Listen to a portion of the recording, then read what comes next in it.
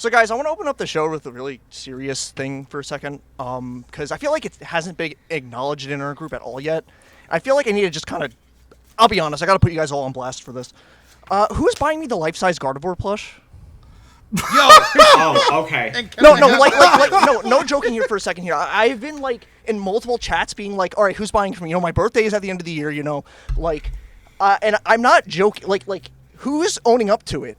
Bottles, you can do it like a tax write-off or something for GCN. Like, I'm telling you guys, like, who's doing it? Someone has to do it. Can we write that as a tax write-off? As a business expense? I mean, there's nothing saying I can't. GCN LLC. Oh, here's the other stipulation, too.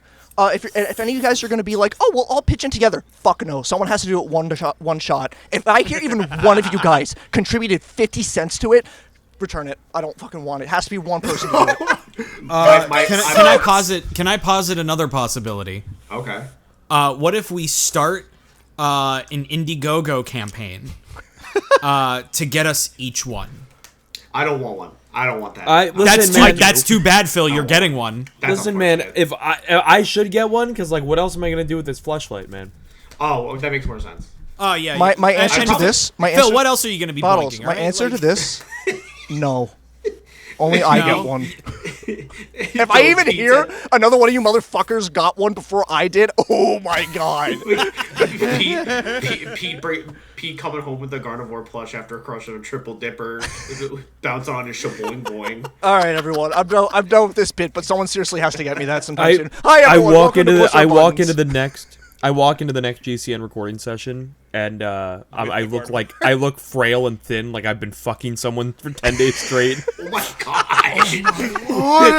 Anyway, Jesus. Hi, everyone. Have you eaten? Anyway, the boys are back. Yes. We are back for another Pusher Buttons podcast. So back. That threat is still lingering for everyone listening right now. But everyone, introduce yourselves. Let's get on with this fucking show. Phil's here, and I'm ready to party. Were you looking for your Smash intro? Hi, I'm Steve. That's me. I'm the Steve. Oh my god, you're the shut up, Steve. Why do you let me on here? Why do you let me talk? Why do you let me have brain privileges? Listen, your brain privileges have been revoked. Thank you and have a good night. Okay. I have no brain now. That's fine. Why? Nothing's changed. Quick, put it in the GCN wiki. Put it in the Steve robot. Everyone, this is Hey, Steve robot, can you write us a sick bass line? Why don't you ask me? I don't wanna I get welded. get welded. Anyway, hello everybody, it's Brandon here. We're a little silly today. Hey, it's me, the guy who should be finishing the Crash retrospective. I thought that was done. No. Hey, I thought that was done. Hey, it's me, the star of the show. That's not true. That's It's not me. true. That's It's not me, Boy. lead star. Boy, Boy. I will slap the white off of you. Jesus That's all that's Christ. left. That's That's a all lot. that's there. That's a whole body. As we already heard from the opening, hi, it's me, Lucas from Pal Pop. Today we're here to talk about a bunch of topics, as we normally do, but I'm sure we should get into the first topic, as we always do. But first, let's introduce our special guest, Jonathan Tafford. Whoa! Stop hitting on my wife. Stop hitting on my wife. I really thought. Sweetheart, I swear to God, stop hitting on my wife. I'm gonna close your bar I'm- if you keep hitting on my wife. I'm so lost right now. I can't wait. I can't wait for this episode to come out after we've all forgotten about that bit, only to be reminded of that bit, and then you start using that bit again. I don't even know what this is. Dude, I really thought. Do you know who Jonathan Tafford is? The guy from Bar Rescue, right? Yeah, it's the guy from Bar Rescue. I never watched that show. It's essentially just Kitchen Nightmares, but for bars. It's all good. This is just the information I needed. That's all. All right. Yeah. But what have us goobers been playing? I'll start Yeah. because I've been saving up for 2 months for this one. Oh shit! Oh my! Oh God, he's So- gonna explode. I'm going to explode. So I was going to change it to what we've been doing because I've been doing a lot. Besides just moving some stuff out, I'm all comfy now. Feels great. I had to add a couple more things around, like my posters and stuff, but overall, feels great. I've been on a Borderlands World Tour. Oh, yeah. Some of the guys are playing Borderlands games since 4 is coming out this year. And I'm like, I'll do it too. So I've been playing 2, and still really fun. Banger-ass game. Banger game. And don't let anyone deceive you that this game was ever bad, because they're changing history, and that's dumb. It's annoying. Do not let people fool really you annoying. into believing that it's bad. It's okay. Well, it's not that it's terrible, but it is very stuck in 2012. So, but still fun. I still really like it. And the gameplay is fun, and I'm excited to go through 3 again. Kinda, a little bit. Again, it's the gunplay. The gunplay hard carries it. Yeah, and then I'm really excited to try Tiny Tina's, because I think having like a D&D kind of Borderlands game seems really cool. So. It's fun from what I played of it, but I haven't played a lot of it. Yeah, that's about right. And it was all on sale like a couple of weeks ago. Nice. Like a massive 2K sale, which was really dope. So I really bought everything for like $50. And like that's what I would pay for all of that. I got back into Marvel Snap because they had a massive compensation package for like, yeah, our app got banned. Sorry. All right, and because of the whole entire TikTok ban thing. Yeah. So they're like, here's a bunch of stuff. We're sorry. So I've been playing that mindlessly at work and getting mad at card games like I usually do. But now people can see me in public get mad, and it's really upsetting. So it's been fun. Like I just play it every now and again for like a couple of minutes, and I just grind whatever and do whatever. And lastly, this is one thing I really want to talk about. I get it now. I've been reading this. I'm all up to date with IDW comics. Hell Sonic the yeah. Hedgehog. Hell yeah. Hell yeah. They're so good. I know. I can't believe it. I see it now. I see the vision. Dude, it's awesome. It's crazy. It's mind blowing. As someone who's like just been like Sonic's cool, I guess. Yeah, I'm reading this and I'm like, this is fucking awesome. Like I've just been jamming out the Sonic music for the last like 2 months. Hell yeah. Hell yeah. I Dude, gave I love Pete. to see it. I gave Pete's flowers because I was like, you got me. Jet's really cool, actually. Jet's super cool. Jet's awesome. Jet's actually really Dude, cool. I love how the Babylon Rogues in the IDW comics are just Team Rocket. Yeah, Yeah, actually, pretty they much. are. I love it. Yeah. It's so funny. But I honestly think that it works perfect so that well way. for them. I forget what Wave says in the Phantom Rider arc. By the way, I don't know how Ian knows who I am personally, but he's like, I know this one guy. He likes Sentai, and I'm like, that's me. He knows who I am. But I forgot what Wave says, and then Storm just says some dumb Muscle Man thing, and I'm like, all right, yeah, he's great. Storm's rules. It's so good. And I was talking to my friend about it because he's the other big like Sonic guy I know, and it actually blows my mind how like Sonic can have so many different versions of him, and they're all different. They're all different. Yeah. Yeah. And I kind of explained it like Spider-Man, where like they have like a dial per se as like a characteristic, and it can't be too high or too low, because then it's either if his cockiness is too high, he's just kind of an asshole. But if he's too low, he's just like, I can't take you seriously. Like, what the fuck? You're dumb. You're blue. Get out of here. You suck. If the dial's too high, you have the Fleetway Sonic the comic, but if the dial's too low, you got Sonic Prime. Yeah, exactly. Yeah, right. Yeah. So like that's was perfect. like perfect. I get that was what like means. perfect to describe that. Yeah. I get it now. And like Comic Sonic is really cool. I think Comic love Sonic him. is He's probably awesome. my favorite. I just love I the also just moral love- dilemma. I also just love the way that Ian writes for Sonic characters in general. Specifically, does. I fucking love the way Ian writes Eggman. Dude, He can writes you- him as such a good, like, genuine, threatening... Like, you believe... The way Ian writes Eggman, you believe this man has a 300 IQ. I love the thread of like, can you be fat and have aura? And someone just post comic Yeah. Eggman. Yep. I'm like, Yeah.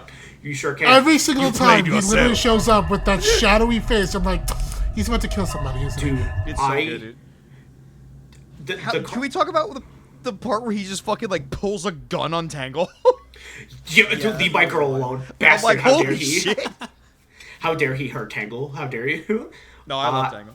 Tangle's great. She's my favorite. Tangle and Whisper are, like, the best lesbians of all time. They are. They have to be. Yeah, but like, they're just reading the basically Harley Quinn and Joker thing where she's like, I killed the Batman, and he's like, you can't do that. It's basically what they did where the fucking platypus, I didn't even catch on to that.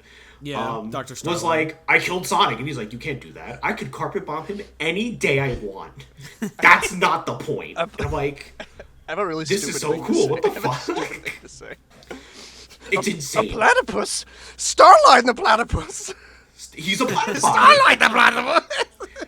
I would love for them to do like an anniversary comic thing where they go back and with the current comic team do like Adventure and Adventure 2 and that would just be do pretty like cool. a nice like an anniversary issue. Oh, I think like one of my like one criticisms was Shadow felt a little too Vegeta in the beginning, and then he like kind of rounds that was out. a lot of people's criticism. He rounds out. Early IDW Shadow was a big point of what's the word I'm looking for? Contention? Contention. Sorry? Contention. Yeah, a big point of contention when IDW was first coming out. It was a very big talking point, a very big discussion. But he has since gotten significantly better. Yeah, very good.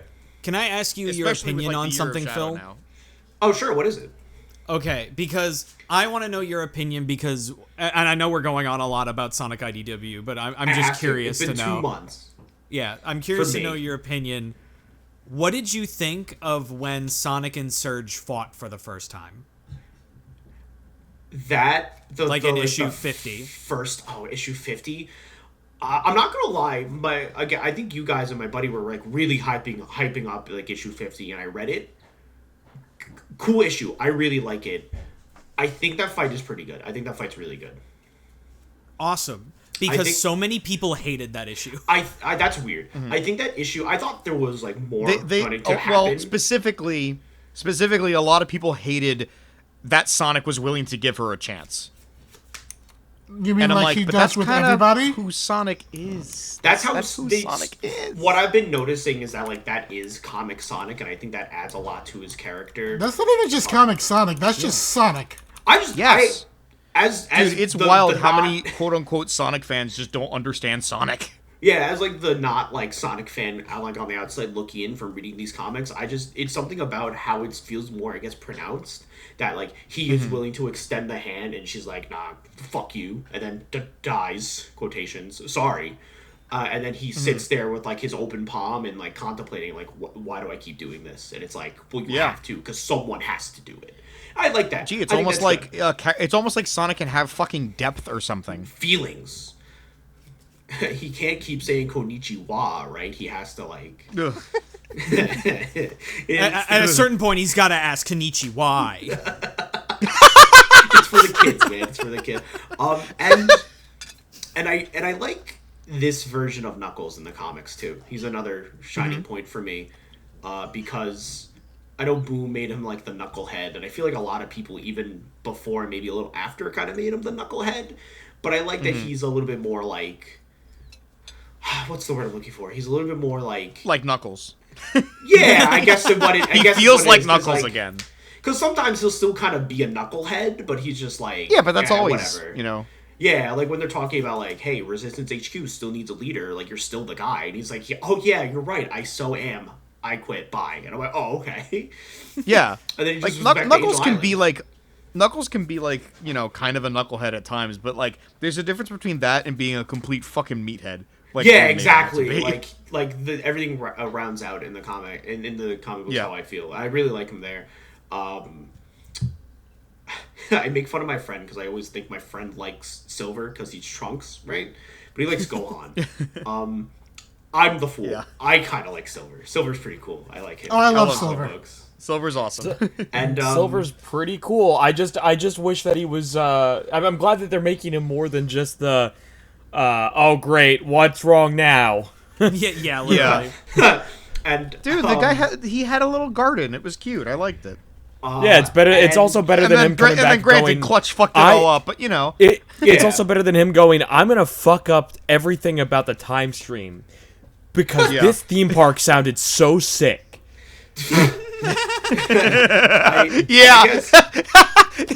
That is a plot point in Colors. I forgot about that. And then he did the Charlie thing from Always Sunny when they're talking about Mimic, and he's like, I know who this guy is. I can tell Mimic. Yeah. Oh, I'm a mimic. Not doing this. Mimic. And I guess my last two things, so I can continue on. My last two things are, I want more Rough and Tumble. They're the best. They're so good. I love them. Rough and Tumble. well, something tells me by the fact that they're in the next comic issue cover that you're gonna get your fucking wish. Yeah. Yes, let's go. I love Rough and Tumble. They're so good. I love Rough and Tumble. I guess two more things really. Between Phantom Rider and Metal Virus, I think Metal Virus still squeaks out just a little bit more. Yeah. Yeah, No, Metal Virus is Metal definitely Virus is still the the best arc best. so far. I love Phantom Riders. It's so I good. love what they do. I love the Phantom Rider arc, obviously. Bias Yeah. aside. Phantom Rider is really good. Metal Virus is just I'm reading Yeah. a George A. Romero film. I'm watching Day of the Dead Legitimately. as a Sonic Dude, film. the scene in Metal Virus that always gets me, and I'm like, this goes beyond just being a good Sonic comic. This is like genuinely fucking like amazing fiction right here. Is Cinema. where the scene where Metal Sonic tries to like touch the virus goop and like nothing happens to him and he's just sitting there contemplating his life. I'm like, that's so fucking awesome. That's the other that thing, is Metal such Sonic. a good scene. Metal Sonic is really cool. He's so cool. I love Metal. I love him. He's so great. And I'm going to say it. Don't care what anyone says. Fuck you guys. I want Amy and Silver. Amy and Silver. That's it. Amy and Silver together. That's all I want. Yeah, that's a They're bold perfect. one. I They work mean- together. Done. No, I mean, you're gonna fight a lot of Son Amy fans. Oh, you know what? You're right. And even more ravenous Shad Amy fans. All right, so that's enough. All right, so that's me. Not for to mention all for the Sylvains podcast. fans. That's it for the podcast for me, guys. I'm out. Goodbye. No. Okay, but that's just me. Silver Amy's goated. That's all I want. Those coordinates have been found by the Son Amy army, and now The Son Amy shippers have found Phil's location. Oh no. Dude, I mean, it's gonna be like Green Goblin blowing up my window. Finish it. Finish it. But yeah, that's really it for me. Nothing. I guess a little bit more active with video games, and I'm really excited for what comes out later in the rest of the year. Well, that's good to hear. Since you haven't been here in so long, I've not been heard here in from 2 you. months. Yeah, I just need a little bit of time to myself and actually do things because I'm like I kind of want to play video games and not like live service games every so often. Yeah. But that's all for your boy Phil here. Cool. Okay, Bottles, you want to go? Yeah, sure. I got a lot shorter of Because there are two people that we're going to lead to the end. Because yeah, of of course. Yeah. Yeah, in this case, I will also go before them. Yeah. So I've been I actually just recently 100% completed WarioWare Mega Micro Games. Wow. Oh, sick. Whoa. So literally, I got like you know how there's also like when you go into the minigame library and you do like the right amount, it gives you like the little flower or whatever. Yeah. Yeah, I did all of those. Nice. That's the GameCube port of the GBA game, right? No, it's the GBA game. Oh, okay. Because that I love that GameCube port one. Is like that's like a game in my friend group It's that we great. would play. Oh, on. dude, that's so good. That game's awesome. What is that called? Mega Party Games. Oh, okay. Yeah. Yeah. Okay. I think. Yeah. Yeah, that game's fucking awesome. game's But no, I 100% completed the Game Boy Advance game, and shit's just fun. Like I could just play WarioWare Yeah. whenever. It's so good. They need to make so many more. Yeah. I know. And also, I just recently, because I've been preparing for the Mario retrospective, I just beat Super Mario Brothers Special. Ouch. And my God, Yeah. can't wait to make a review on that game. Sarah, ouchies. Listen, I will say this. I watched him play it. And my God, does that game not need to exist? No. It's quite the interesting phenomena. And then Yeah. other than that,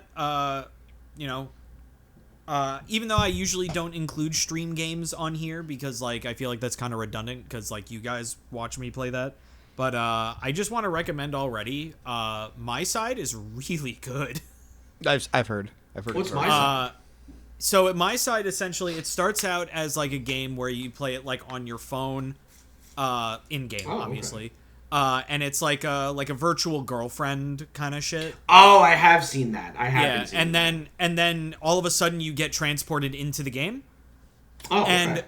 like, okay, so I have to give it props because genuinely the story beats that this goes on, it's like, it's a very cliche story. It's like, it becomes like there are multiple versions of this girl kind of thing, and you have to like go back to like the original version, yada yada yada. Okay. I haven't even beaten the game yet, so I don't even know like how it ends. I'm gonna be playing it again on Thursday.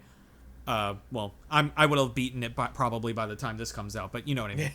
Yeah. But I do have to give it a ton of props. One, game looks fantastic.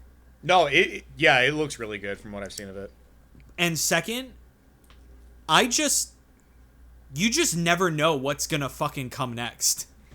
Like one moment I'm hiding from like a killer version of the girl, and then the next moment I'm playing like a rhythm game, and then the next moment I'm like running through hallways in a PT style section of like going in a loop, while scarier and scarier things happen. As like it just keeps throwing stuff at you, and it keeps it interesting. And the story is just really fascinating. So anyone who hasn't played that game yet, I give it a big recommend already, and I haven't even beaten it yet. That's about it from me. Is it like a long game, or is it like just always changing? I don't think it's a long game. I mean, I played Okay. it for like 3 hours last time, and I think I'm like halfway through. Okay. I mean, I think it's like a $5 or $8 like indie game. Oh, okay. So Just rando. yeah. Okay, that's neat. So basically, what I've mostly been playing is let's see. I have been playing Bravely Default 2 That game's recently. That game is a lot of fun. I had it for like the longest time, and then I'm like, I've never beaten this game. Still haven't beaten it yet, but honestly, the story has been a lot of fun. The characters are pretty cool. You know, basic job structure of freaking any Final Fantasy game, but a little bit more interesting. It's the best not Final Fantasy game ever. I mean, basically. Yeah, literally. Like, well, not emphasis on best, obviously, fucking whatever. But like, yeah, when I got COVID, I actually played that game for like an entire week when it came out. Yeah, I've honestly been finding the love for it again, so that's been a lot of fun. What else have I been playing? Oh yeah, I have been playing Warframe a lot. Oh, dude, Warframe. The Warframe or like Warframe 99? I've just started with Warframe, so I haven't gotten to 1999 yet. Okay. But so far, it's honestly been a lot of fun. I honestly am thinking, like, you know, it's not going to be anything interesting or serious, and then the story kind of captures you. Yeah, that's Warframe. Because, like, you start off this whole entire thing about to be kidnapped by a group of enemies called the Grineer. And the first thing that they do is they try to mind control you, so that way they can use you for their own nefarious deeds around the galaxy. You then get saved by a person named Lotus, who basically is like your mother. She literally does act like your mother. Like, she takes care of you and everything like that. She's very much a caretaker. The first mission that you do, the first major story beat is that you have to take off this mind control device before it burrows into your subconscious, and then you decide to destroy the whole entire galaxy for the Grineer. And that's just the first mission.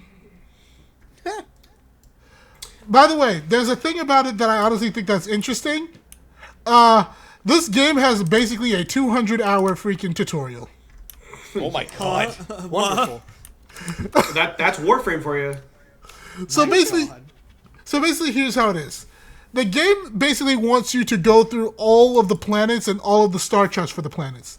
So like let's say the first place you start off at is at Earth. They want you to go through all of that, but then they'll say, okay, next go to Venus. Go through all the stuff on Venus. Then go to like Mercury or Mars, and so on and so forth. You go through all of the solar system, and then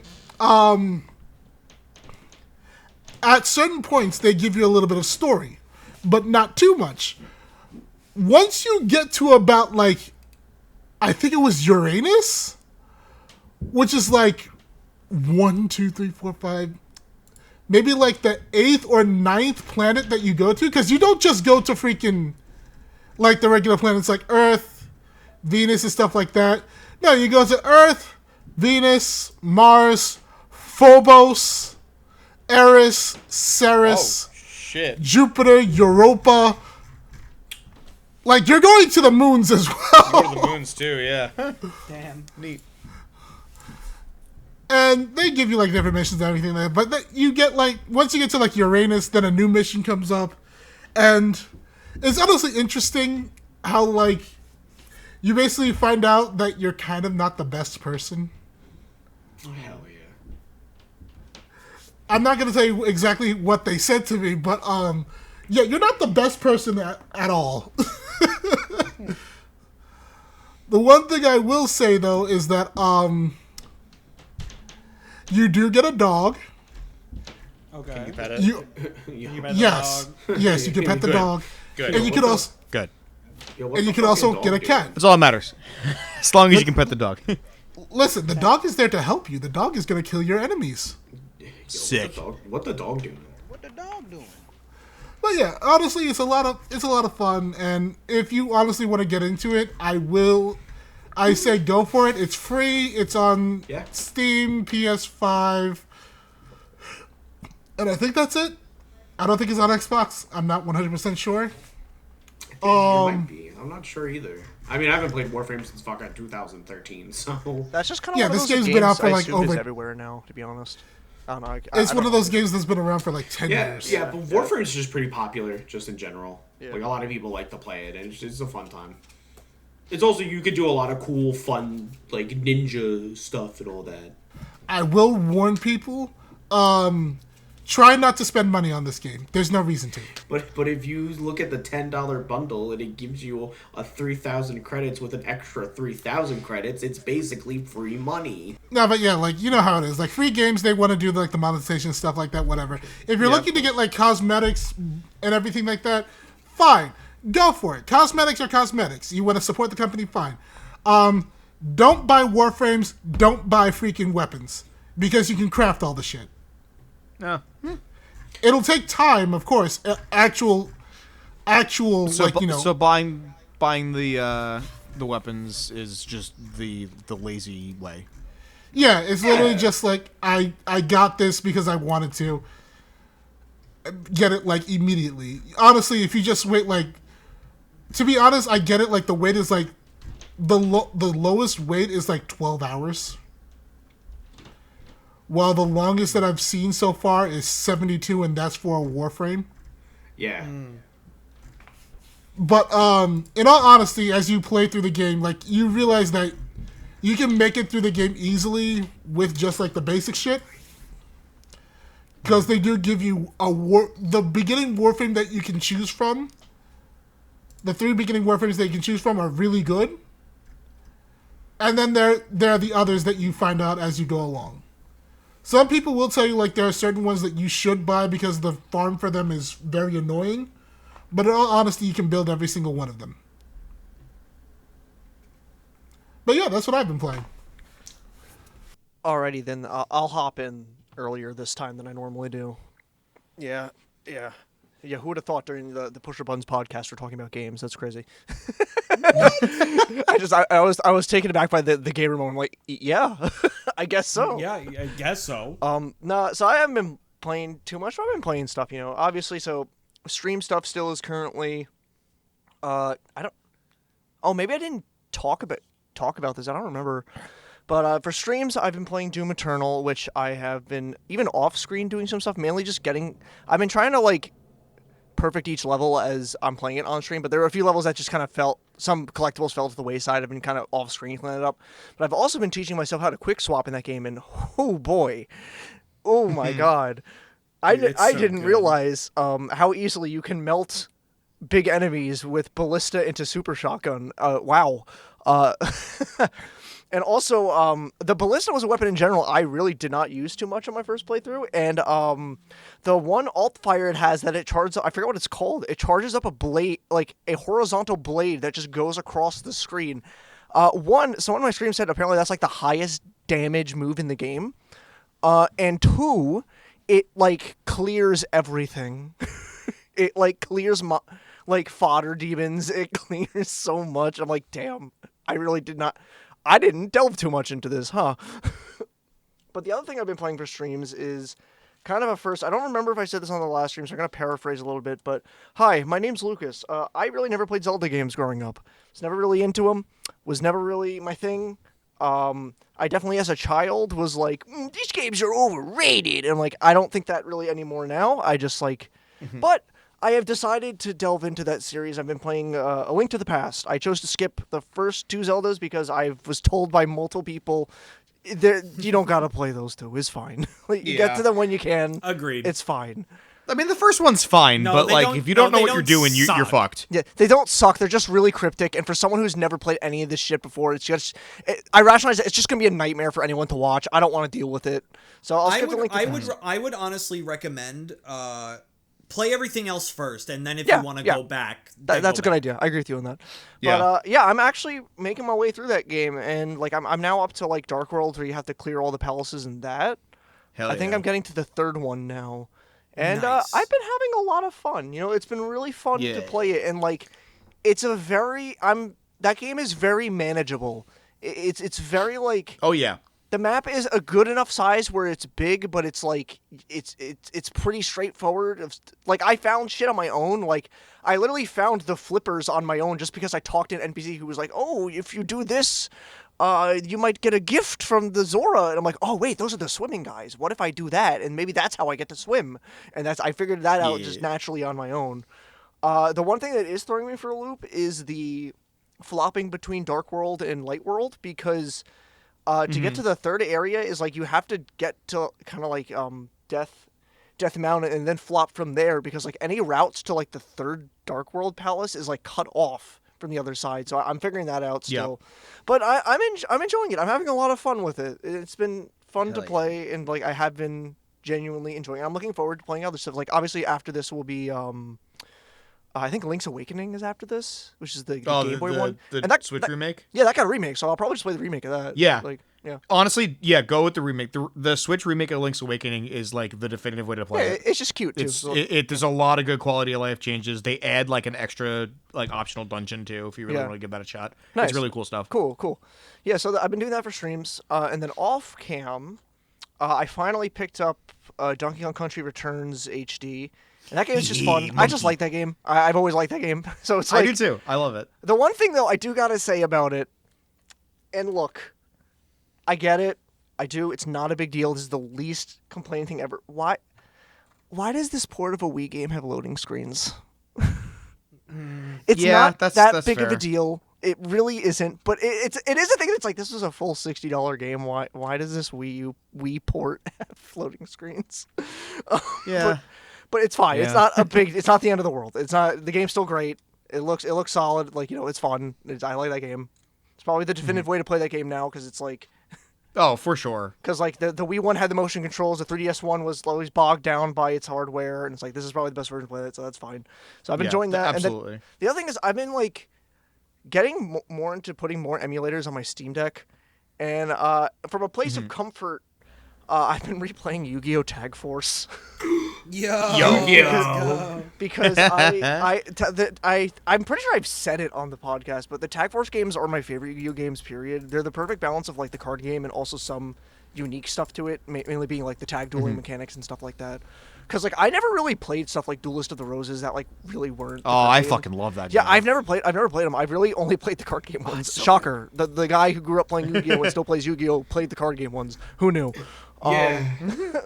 But side note, this week the Early Days collection is dropping, and I'm excited for that. That's gonna be cool. Ooh, me too. I'm excited for that. But yeah, I've been playing that. I've just been, like, the thing is, right now I'm in the stage. I'm still so early in it because I'm just grinding and building deck right now. Like, what I've been doing right now is a classic play style called Clown Control, which is which is it revolves around Dream Clown and Crash Clown. So Dream Clown, when he switches from attack to defense, he pops a card on board. Crash Clown, when he goes from defense to attack, he bounces a card to hand. So you kind of control the board like that. And my other follow-up with that is one of the most degenerate strategies in Yu-Gi-Oh! Still to this day, even though it's a little more difficult now because there's so much graveyard interaction. My man, White Magical Hat and hand ripping. Hand ripping is fun. It's evil, but it's fun. All right, mods, wrap him up. White Magical Hat, when you deal damage, he rips a card randomly out of the opponent's hand. And at the time, there wasn't really too much graveyard interaction in Yu-Gi-Oh! Besides Monster Reborn, Call of the Haunted, Premature Burial. It wasn't like now where it's like if you have a combo piece engraved, that's actually good. So who would have thought you can kind of just wall out the opponents by ripping apart their hand? Who knew? But that's what I've been playing. I've been having fun with all that. That's been me. Not knowing you're talking about cards, the phrase "ripping apart their hand" is really funny. Yeah. You go finger by finger. You start with the thumb and go all the way to their pinky. Explaining card game things to people who don't play card games is my favorite pastime. Dude, it's really funny. Like a couple of my coworkers at work were talking. I overheard them talking about Magic the Gathering because one of them was trying to get into it. And he's like, I have no idea what's going on. I too love having to explain to someone how a pendulum works when it's really not that hard if you just sit down and read it. You know what? I found out how they actually work a year ago. I'm very proud of you, Phil. Don't worry. I didn't know how the scales worked until I finally realized that the really arrows pointing to the spell and trap card zone is what actually does the thing. I didn't know that's how that worked, and I played Yu-Gi-Oh! For 12 years. Ain't that nuts? Ain't that crazy? It's I don't know how a Link monster works. It's the easiest summoning mechanic. That one's actually really easy. I think you're dumb if you don't know how that one works. It's the easiest. But that's enough Yu-Gi-Oh! You two goobers. Who's next? Who was? I'll go because I think I might actually have a little less, possibly. Who knows? So I've been playing some stuff lately. I've been playing a little bit of Marvel Rivals because the Thing and Human Torch dropped. So I've been playing that for a bit. They're fun. I like them a lot. I've also been playing Wario Land 4 because that came to Switch Online on Valentine's Day, and goddamn is that game really good. I mean, what can be said? It's Wario Land 4. It's his greatest achievement. I get it. It's great. I get the joke. It's so good. Hit laugh track. Love that game. Absolutely love that game. I've also been playing Rift of the Necrodancer because that came out earlier this month as well. And as someone who wasn't super into the Crypt of the Necrodancer games, I think they're fine. I think they're good. I'm really, really dog shit at them, But this one caught my attention because it was more like a traditional rhythm game, like a Guitar Hero kind of thing. And I really vibe with it. I like it a lot. It's a lot of fun. There are a couple of mini games that are straight out of Rhythm Heaven. I like that a lot. I've been seeing a lot of gameplay of it, and honestly, the mods that I've been seeing so far. Oh yeah, dude. There's also a free update that adds 3 Super Meat Boy tracks. I did hear about that. It's fucking awesome. Really? That's cool. Dope. That's dope. Oh, dude, it's awesome. It's super good. Yeah, no, I like that game a lot. It's been a lot of fun. I also decided just randomly, because I was going through my Switch library, and I'm like, what do I feel like playing today? And I saw this in my library, and I'm like, you know what? I've never finished this game, and we're getting a sequel, so why the hell not? I started playing Okami. Oh, hell yeah. Hell yeah. Oh, nice. And my god, did I forget how fucking good that game is. You know what the funny I remember it being like, I should play Okami again because I never finished it and I liked it when I played it. It was a lot of fun, and the sequel's coming out and I booted it up and I'm like, oh yeah, I forgot. This game's fucking amazing. Yeah. Which it's so good. Of the game are you playing? The HD one on Switch. Oh, okay, on Switch, okay. Yeah, because some people play the Wii one a lot too. I think I remember that. Yeah, I also don't have the Wii one, and I'm sure it's probably expensive. So. Oh, that's true. But yeah, no, it's super good, a lot of fun. I like that game a lot. Again, everybody says this, but good fucking lord, the art style is beautiful. Yo, it is one of the prettiest games I've ever fucking seen in my life. It is so good. Yeah, I love it. And I've also, and we'll get into this in a bit, I got access to the Sonic Racing Crossworlds beta. So I've been playing that. And boy, howdy, is it a lot of fun. And I'll talk about that more in a bit. Peter? Yeah, hi. We need to have a serious talk. No, so Dad, I don't want to have any more serious talks, Dad. sit down, son. Listen, so I haven't been playing a lot. I'm trying to think because we're missing a podcast here. What I've been playing. Oh yeah, just really quick asterisk to that. There was a podcast before this, but my computer just shit my fucking audio file, and mine's the master audio, so I couldn't even edit it into something. It ate it. Yeah, it ate no it. idea what happened. But but yeah, so I've been playing, of course, Marvel Rivals, which is very fun. I haven't actually had a chance to really play a lot of Johnny Storm and The Thing. Because this weekend I've also been playing the network test for Sonic Racing Crossworlds as well. Amy Enjoyer's rollout. I will betray you for Jet as soon as the game launches. That's really funny. It is frame 1. It's you okay. will not see me touch Amy. All you Shadow boys out there, I'm going to betray you for Metal Sonic. Oh my god. Can And I know that I know the Amy Enjoys are out there because I got friend requested by a couple of them, and I went, "Oh, I'm so sorry. I'm sorry."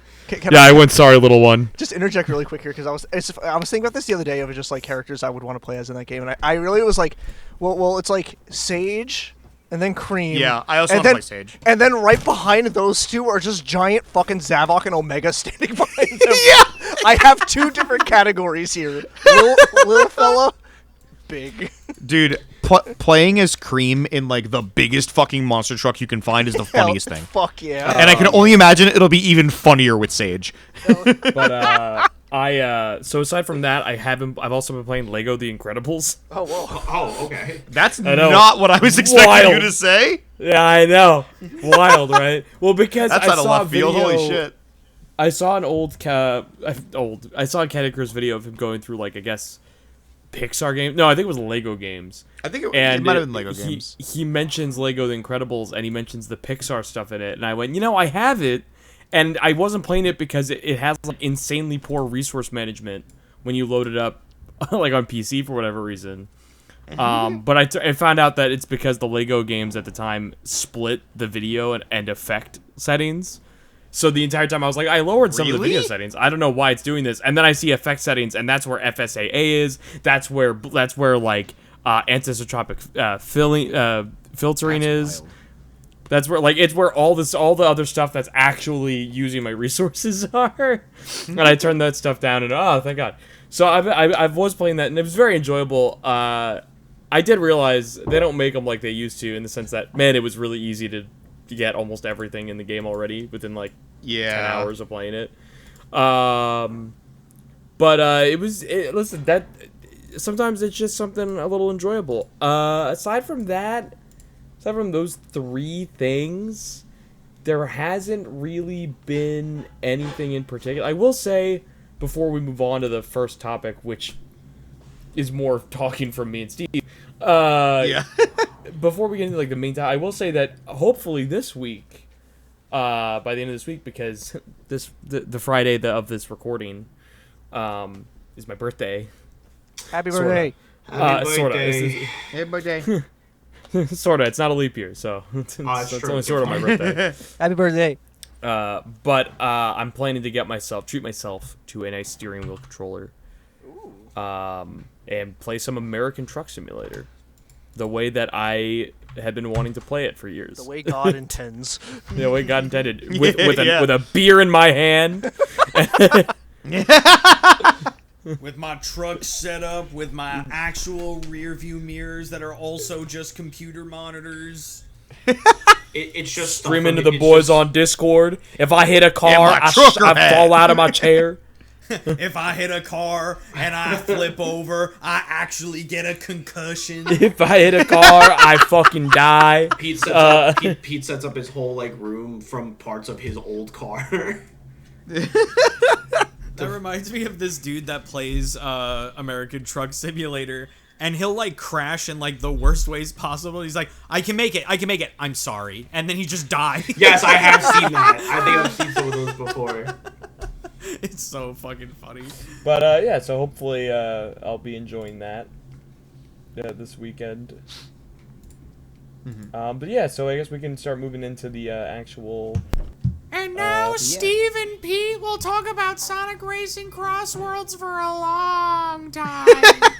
Hopefully not too long, because I don't want to be we got here other all shit. night. Yeah, I gotta come, dude. Yeah, game good. All right, let's All right, go. moving on. No. Yeah. All right, good talk. Well, good to That's know. beautiful. No, it's a lot of fun. It's definitely a vast improvement over Team Sonic Racing, and this is coming from someone who enjoyed Team Sonic Racing but wanted a little bit more out of it. This is the more I've been looking for. It's really fun. The stages that we got access to are all really cool. Both the regular tracks and the Crossworld tracks. The customization from Team Sonic Racing is back, but like enhanced. There's As someone who as someone who enjoyed specifically All Stars Racing Transformed, and yeah. not Team Sonic Racing, it's actually a return to form. It's pretty good. yeah, no, I agree. It's a lot closer to Sega All Stars Racing Transformed, and I think if they really take the time to, fix a lot of the issues that we people have been seeing from the beta, I think this has the potential to even surpass All Stars Racing Transformed. It's got a lot going for it. Oh my goodness. Yeah, it's that good. It is that good. As of right now, again, it's still in beta. Very chaotic, very unbalanced, and very much just a little too much going on at times. But it's a lot of fun, and I like it a lot. They recast Zaz. He's not Liam O'Brien anymore, and that makes me sad because I love Liam O'Brien. I'll say, let me get into my shtick with it. So here's the thing. Put up image of the thing. I was gonna say, Mom, put up an Here's image of the the thing. thing. There's Got it. Gotcha. There is a lot. There's a lot of stuff I'm going to be answering. Like when the survey goes out for the people who put the network test, I'm going to be genuinely like going in as much detail as I can with it to be like, here's things that like would make the game fucking flawless. Well, flawless-ish if you fix them. But the key points are that they made a really fun racing game where the races do not last too long, so that you can keep getting into the race, matchmaking provided. And it's fun for that reason. Like at no point, like I was getting absolutely destroyed in these races, but at no point did I get like, me too. fuck! At no point did I get genuinely upset. I wanted to keep playing. I wanted to keep racing. I was having fun. Even in fucking going from 1st to 12th in the last second of the race, I was still enjoying the game.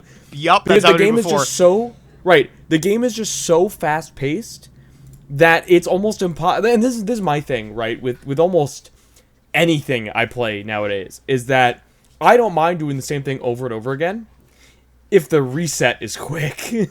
Yeah, exactly. If you it is make so me quick sit to just jump in through- the next race, Right. and just If go. you make me sit through a fucking annoying ass load time, results screen, here's all the shit you unlocked. If you make me sit through all of that, and I'm still sitting here and I just want to get right back into the race and I'm still not in the race, I'm going to be more upset. It'll have nothing to do with how the race went.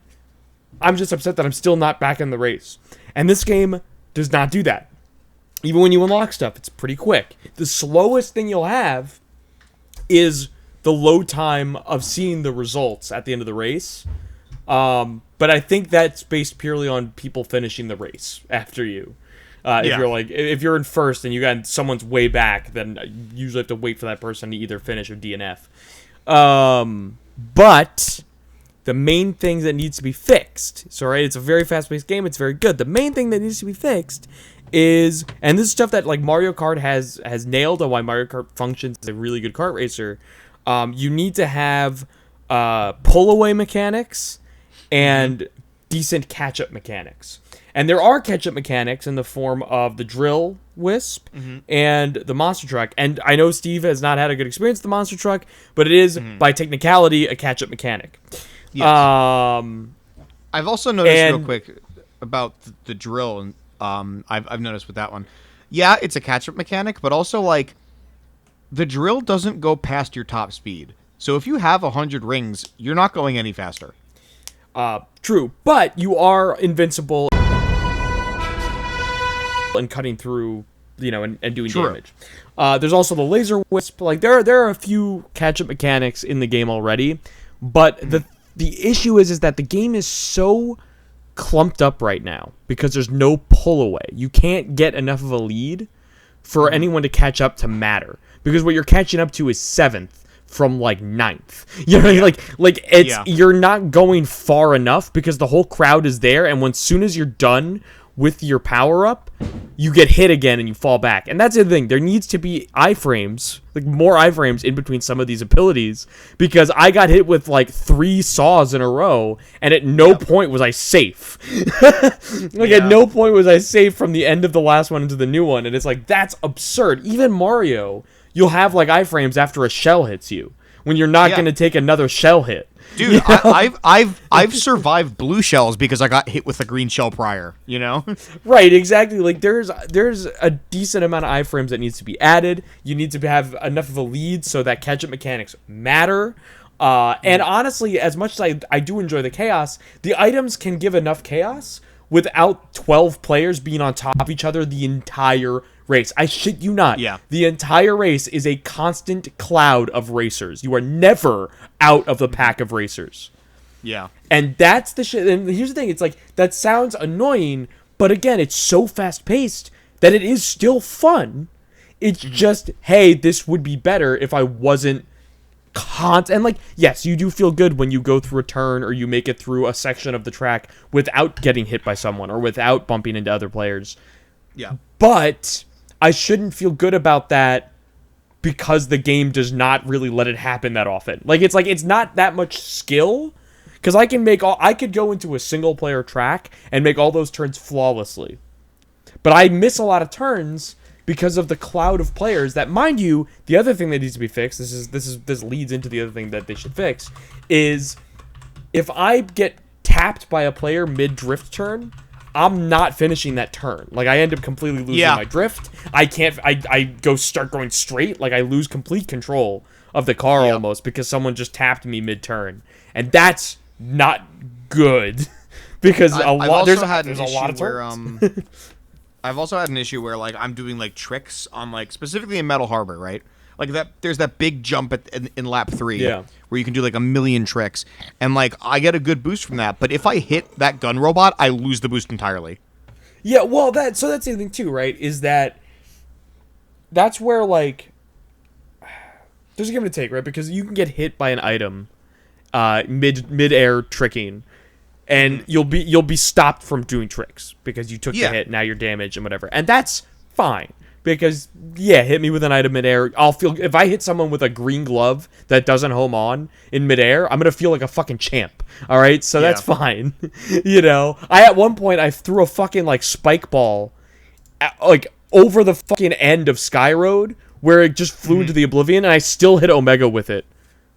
Like, past where the transition would have been. And I went, I don't know how that fucking hit. But the thing is that while there is a lot of good, there's just a lot of little things that, and aside from like bugs, because people have had bugs where like they go to a stage transition and they just clip through the world or whatever. Like, aside from standard bugs, I've had that happen to me too. There's been enough. I was in Kraken Bay, where like I was like going to fly through the ring at the end, and every time I went through the ring for like 3 times in a row, I just fell in the water. I'm like, what's happening? There's been enough clips of that to not even really talk about it. If that's not fixed on release, that's a whole different issue because there's been so much footage of it. But aside from that, the main thing that has to be done is just tweaks. Overall, what surprises me the most is how fucking polished the game is already. Like, Yeah, honestly, if I don't like see you can a still release tell it's in date- beta, but it's like a late beta. You know what I mean? if I don't see the release date in like mid to late spring or early summer, I'm gonna question them because the game is really close to done already. Honestly, yeah. And network test wise, I dropped out in between races, right? So I had connection issues loading in, which for a connection test is not necessarily a problem. It's not surprising. Like I would assume server wise it's better on release. But overall, in terms of mid match, I only had one large lag spike mid race. I never. Otherwise, had any the races I never were had smooth. any lag, but I did have a network connection that booted me from the race. There was at least like once or twice. There was one race today where I started the race with a good boost and no one else was moving and suddenly everyone was in front of me. So I went, I never experienced anything like that. I never had any lag. I only ever had it was for me it was never any lag. It was either smooth sailing or network issue. And but that's my point is that like I only ever got booted at the start or after a race. At no point mid race did I have issues. That's really good. Because I would expect to be booted in a matchmaking setting, and like I would expect to have connection issues there because I'm actively connecting with other people. But mid race is where like if I'm in a race, do not fuck with me, and that was smooth. So yeah, I would say the game is really good. It's really close to being finished. I'm excited to see how the extreme gear works. Me too, because that's the other thing. The extreme gear is not in the game. All the other vehicles are. Extreme gear is not in the game, so I'm very curious if that's going to be like similar to the bikes from Mario Kart, where it's just a slightly different turning or handling or whatever. I don't know, but I'm excited to see how they. I kind of figured it was going to be like that, where it's like the bikes. That's what I'm assuming. But I'm curious as to what extent, Two of our friends outside of the channel, actually were I was streaming on Discord, and they saw the stage transition stuff, and they were like, "That's really cool."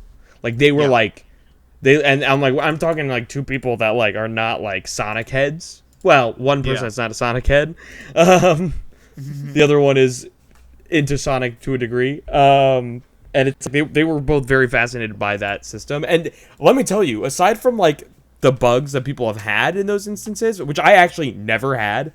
I only had the one in Kraken Bay, and it happened like one time, and then after that, it was like no. It is smooth transition.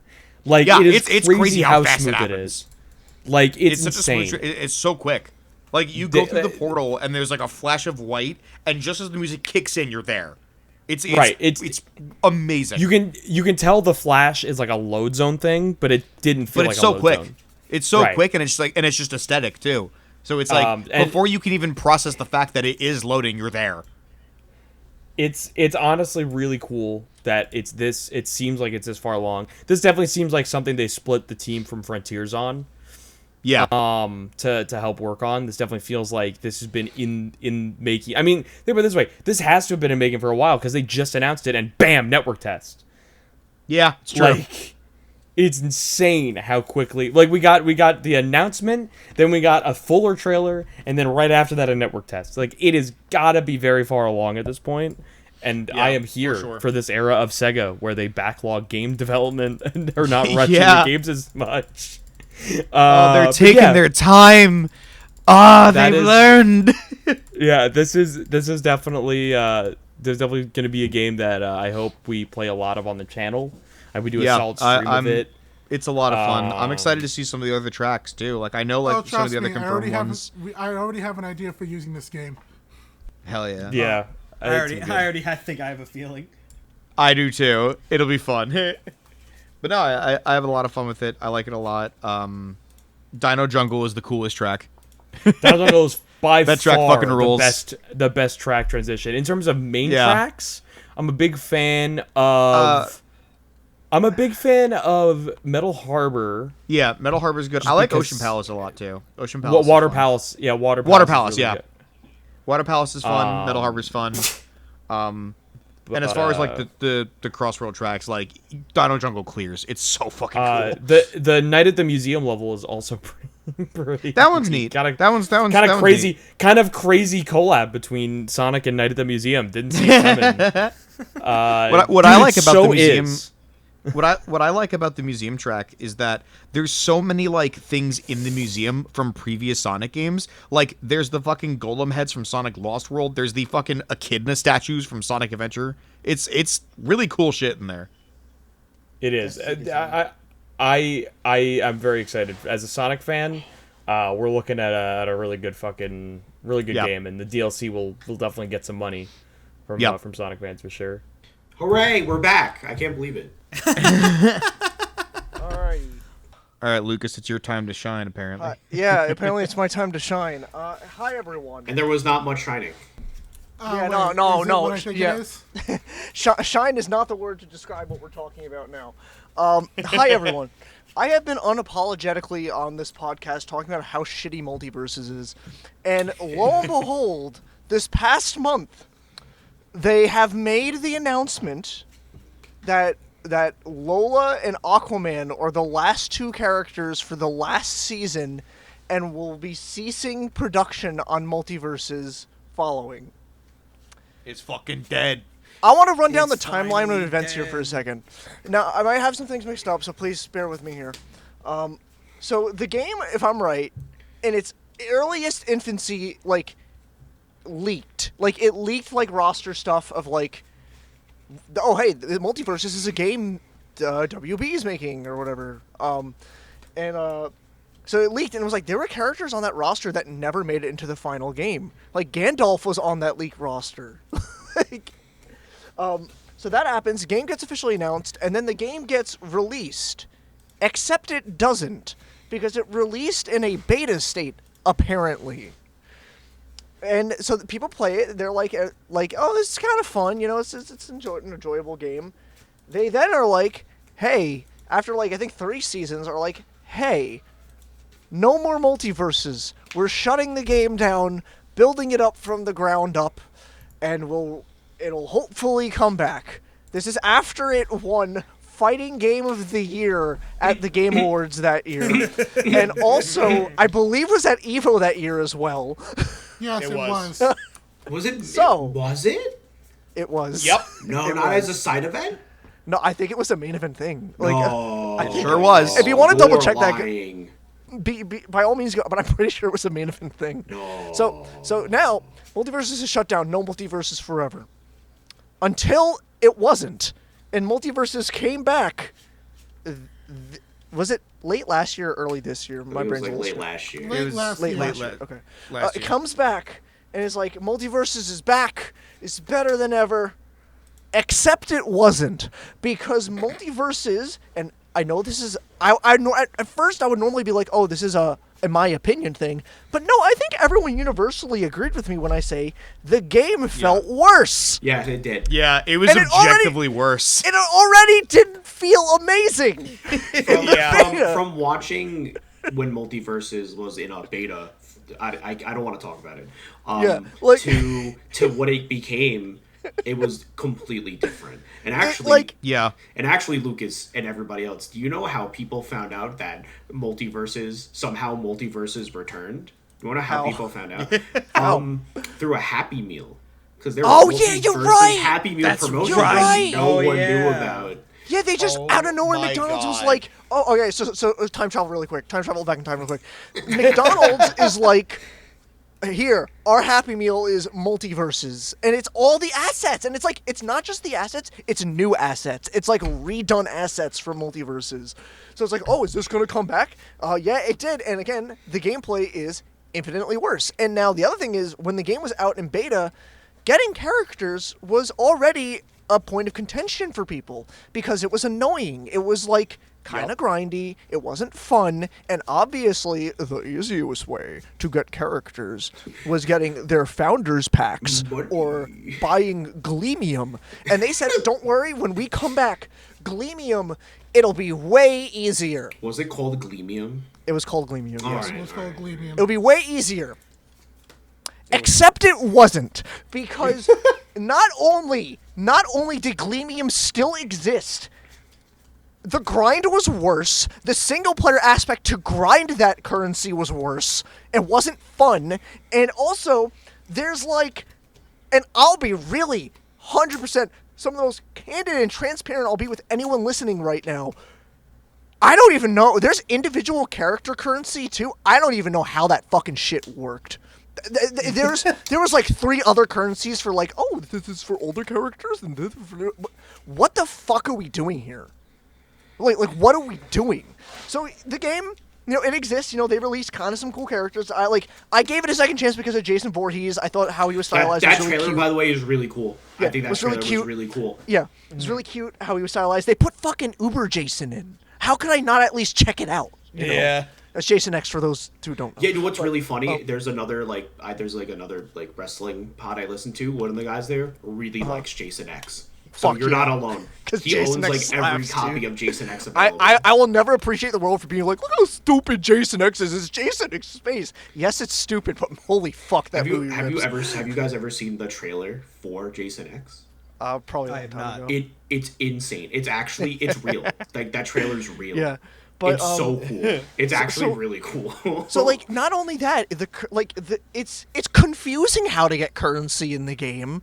Like, I didn't understand how you even fucking got it, but it turns out it's a fucking nightmare to grind the currency. And then limited events came out for new characters, for like Agent Smith, where they had like a bonus area that's like, oh, if you do all of these, you can get currency to get Agent Smith early and these exclusive skins. And it's like, holy fuck, this is too much, guys. Like, how is any sane human supposed to fucking do this? So like, multiple seasons go on. Some cool character like Samurai Jack was in the game. I can't not shout out my man Jack. I can't not. Hell yeah. They put in the Powerpuff Girls, which was also really cool, and it was like actually the Powerpuff Girls and not like the fucking shitty reboot one. But like, Yeah. it didn't matter at that point to me. I didn't want to fucking play this game. I didn't want to play it. Fair. Because it felt worse. The grind to get characters sucked ass. And also, this is the bitter part of me, they outright, and I don't know, I think by now they've put the character back in the game, they removed Iron Giant from the fucking game because oopsies, he had an infinite. How did we know that? How did we not know that? I think, correction, they removed him mid-tournament. I think Was it is what mid-tournament? happened. Is that actually a thing? I think someone was Yeah, that's playing him actually what happened. mid-tournament, and then they were like, Holy That's, yeah, but the thing is, like, you were look. If this was like the first release of this game, you were a beta already. You had somehow, your chance. by the way, Yeah. somehow. Yeah, how did Yeah, you go like- backward? How did I It's feel so like crazy is this to me a that they prank? literally went from Is game this of a the year to prank? terrible. Is this a prank? Did they put out the beta and then accidentally release the alpha? Dude, I You don't know? get it. Like, it's like that's the thing is like, How do we at go first I always, like, backwards? I always try to be, especially in these times with fucking game devs and shit like that. I always try to be a little forgiving now. I try not to be as trigger happy with it. No, in this case, fuck no. You had Yeah. your chance. You blew it the first time, and then when you came back, you made it worse. How did you Yep. do this? Like, that's unforgivable. And it's also, I'm sure there's WB meddling because it's fucking, we all know how they fucking operate now. Yeah. But now, Literally. it is time to say, as far as I can tell, goodbye to Multiversus because it is closing down in a few months. And to that Hell I yeah. say, Guys will look at it and say, hell yeah. you Multiversus, you certainly were an attempt at a platform fighter, and you squandered every cool aspect along the way. I think it's unfortunate because like this and Nick All-Star Battle, whatever the fuck it's called, had major potential to be good platform fighters, not to be like a smash killer, right? But to be like No, to you get can't go. Yeah, I don't mean to cut you off, Phil. Oh, you're You good. cannot make a platform fighter and make your goal to kill Smash. It's just not gonna fucking happen. exactly. Like Because you know what game didn't do that? You know what game didn't do that? Rivals 2. It just wanted to be a good fucking game, and hey, Rivals 2 is fucking yes. awesome. Yeah, Like, Rivals 2 is Exactly. a very good game. Rivals 2 fucking rules. That game is really cool.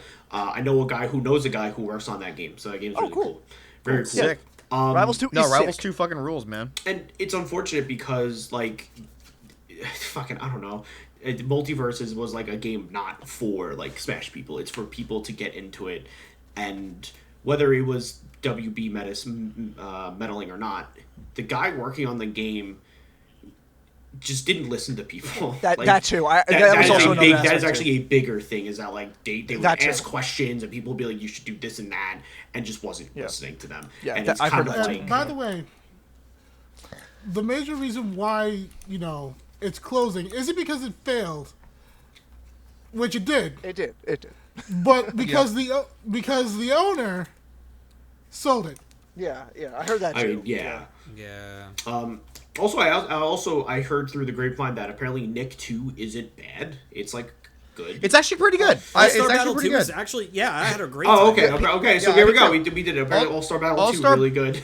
All-Star Battle 2 is essentially like if Multiversus put out a beta and then backtracked, Nick All-Star Brawl 1 was the beta and Nick All-Star Brawl 2 was the finished thing. Yeah. You know? Nick Yeah. All-Star Brawl was never really my thing. Like truthfully, I didn't really vibe with it too much. But like it's the second one's a solid platform. It's a Yeah, fun it's little solid. platform for it's fine. It just, I am still pissed that they cut Hugh Neutron and Shredder, but you know. that's the one thing that's like, why did you cut characters? Like Why did you cut characters? What? We are in 2025. Why are we cutting characters in a fucking platform that was stupid fighter? about that Come game. on. That I was do the think one. it's funny. I do think it's funny that we got Azula and Zuko Yep. and Iowa. and Iroh, and Yeah. I'm like, that's a wildly very similar 3 reps on paper. Yeah. You know what I mean? 3 I know they're 500s. different. But they also gave us I also thought was really weird. Nick All-Star Brawl 1 had Leonardo and Leonardo and Michelangelo, and then Nick All-Star Brawl 2 has Donatello and Raphael. They cut my turtle. That's why it's bad. And I'm like, your turtle, Mikey. but then they put No, Rocksteady Leonardo. in. I'm like, okay. They're just waiting to do a Nick All Stars 3 where we get everyone is here. yeah, right. Hey, listen, right. listen. I thought you sneezed. Listen. I'm listening. I just think it's pretty cool that Nickelodeon All-Star Brawl 2 did what Nintendo was scared to do and actually gave us a really good story mode. That's fair. Fair. Yeah. And then it gets ruined by some weird feet moment, and you're like, wow, that's weird. What the fuck are you? Dan Schneider had nothing to do with this game. Okay, I didn't want to name drop the guy. Oh, I'll name drop the Why die. are you afraid to name the drop die? We're getting. I'll dox him too. I can't wait for Ann. Dox him too. I can't wait for Ann to come back to us in like a couple of weeks. Be like, hey guys, so here's this email I got, and it's just from, And it's a cease and desist from Dan Schneider. no, from Nickelodeon specifically. Like, hey guys, like you can't do this. He told me that I had to he told me that I had to take down the podcast or else he won't release the new season of Henry Danger, and honestly I can't do that to Peter. But yeah, man, it also sucks. It also sucks As if he has any control over it. because WB has like had really cool names, and I'm like, whoa, it's like Cartoon Network reps, and it just Yeah. It's just like Multiverses is just like I think Multiverses should serve as a cautionary tale for someone who wants to make an IP based game going forward. Correct. yeah. I think people need to realize that Multiverses did everything I think people don't like for the most part.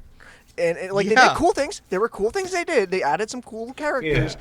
But then they added like, oh god, I don't even remember her fucking name. Some Wonder Woman villain that no one knows. Like, I don't even know any Wonder Woman villains besides Ares. yeah, like it wasn't Ares either. It wasn't Ares. That's Honestly, if you told me Wonder Woman had another villain, I would be shocked. And I It's like like- comics. The only other one I know is Cheetah. It wasn't Cheetah. Maybe she's not even a Well, villain. then I that's don't it. Hold fucking on. know. Hold on. I'm no. looking this shit up. I don't. Yeah, but like it's. I legitimately, and I'm pretty sure I said on my initial stream when it came back, I was willing to give it a second chance because I thought adding something like Jason was cool. Yeah. I thought that was cool. I get Yeah, it. if I'm a you- little biased there, but like it's everything about it was worse. If you go back, Everything about it. if you go back and look at the Steam like analytics to when it first dropped, when it second dropped, the second drop was more organic and was pretty high up. Like it wasn't like it was pretty high up. But the more people you play it over the course of months, the more it's like, it's kind of. And like Brandon said is that like they didn't, the main people behind it did not fucking listen. They just were not refusing to accept criticism of their game, and that bit them in the ass. And you know what? Too bad. So sad. Yeah, you fucking did it. Honestly, like that's just how it should be. Yeah, like honestly. Yeah. I mean, And, when you make a game for like quotations normies, And even they're like, hey, the game kind of sucks. They're like, okay, we're working on it, and you don't really work on it. Come on, man. And it's not even. Let me put it this way too. Is that like I've always been like a person where it's like I don't really like the idea that you have to always listen to the fans, but this is one of the few instances where it's like, no, you should be listening to your player base that's committing to you after you have so much shit going against you right now. After you shut down for a whole year. Like these are the people you should be listening to. Like it's wild to me that even initially that they shut it down. I don't get it. It makes no fucking sense. Like, why? You were the biggest fighting game in the world at that point, and why was your response to that, all right, let's take it away? Yeah, so I think... So here's the thing, and it's very confusing, because I never saw anything explicitly as a genuine explanation, because from the end of someone who was playing Multiversus regularly when it first came out, Bugs Bunny main from day one, and then it launched and I went, never mind. You're smart, I have to say that as it looked, they were here's early access, here's the beta, and then the beta ended and they went, hey, we're gonna take like a year off. But at no point did they say we're shutting this down for they acted like having a beta and then releasing the game a year later was normal. Yeah. Like they acted like that was standard game release. So at no point did they imply, hey, there's some problems we gotta fix. No, they didn't say that. They just implied that they were doing it because it's a beta. You guys were playing the beta. Yeah. Now you gotta wait for the release. And it's like literally wait. when I heard like, oh, Multiversus finally released, I'm like, wasn't it already? Yeah. Okay. Well, that's all I really have to say about Multiversus is that it's like, man, I was even when the game first got revealed, I was very just kind of like, I'm not saying this as like, I was anything. It was like, I wasn't into it at first, but after more stuff came out for it, it was like, okay, I'm willing to give you a chance. I gave them a chance during beta. It wasn't really that great. It was fine. It was fine. Oh. I was like, all right, fine. The downside... I guess the game's over. And then it releases, and it's worse. I'm like, all right. Fool me once, shame on me. My last thing that I'll say on it is good riddance. Yeah. And and also like we somehow escaped the very poorly aged inclusion of Ruby Rose because they almost did it. She was leaked. Yep. Yeah, I do remember that. And it would have happened after Rooster Teeth closed. Would have been really fucking awkward, especially since Rooster Teeth closed, except, did it? Whoa, wait a minute. Is that the next topic? Segue. What a segue. What a segue to the next topic. Then it's my turn. Hey, man, it's also my turn. Pete's turn. But I put it I'm coming to your house. Go ahead. Listen. Oh my God. Pete, go ahead. I know you really wanted to talk about this, so it's go. Listen, guys. Rooster Teeth, right? Dead. For like almost a year, it's been dead. The last time you heard me talk about Rooster Teeth on this podcast, aside from like maybe any little mentions or something in between, was when they first closed, and I damn near came to tears talking about it because Rooster Teeth was like a genuinely big part of the reason I do content. It was a genuine like big part of like daily stuff because I would watch a lot of the like videos they'd upload every day, every week. From multiple channels, and it was a huge deal when they were closing because for a while, to pull it back a bit, is that Rooster Teeth company, as people know, made Red vs. Blue. They had their own podcast. They made Achievement Hunter, which then did their thing, and then they had their divisions on the internet, but then they were partnered with Full Screen Media, which then. And someone in the comments can correct me if I'm wrong about how the sequence of events, because business stuff always tends to escape me to some degree. But after they were partnered with Full Screen Media got acquired along with them by Warner Brothers. And the issue, it already screams an issue. But at first it was like, hey, more budget. With this, we got stuff like Laser Team, which was... Say what you will about the quality of the movie, it was a feature-length film that they released in theaters. Yeah, true. So it was a thing, and so like we got higher budget and we got Ruby, we got and I think that started before the acquisition, of course. Yeah, but like Ruby was it definitely grew before, but like the budget skyrocketed right afterwards. It got better, ish. Quality wise, it got better. worse. Writing, quality, great. But overall, the budget was shown. But then change-ups at Warner Brothers started happening, which kind of was like, ugh. But we assumed that they were dodging the bullet from Warner Brothers because what Warner Brothers executive gives a shit about random internet company that they have under God knows how many facets of their divisions. But eventually, the Reaper came across, and the whole thing was shut down. And it was very sudden for everybody and the company. Like, pretty much, like, a lot of the people at the company were like, damn, this is rough. Some people, I think, heard from, like, news outlets that they were, that were shutting down. Like, some people at the company didn't know until the news outlets reported it. So it was a really fucked up time. They did, like, their last stream, and it was very sad to see. You had, Gus showing up, you had Jeff, the owners showing up and crying their tears, and it was really sad to see it go.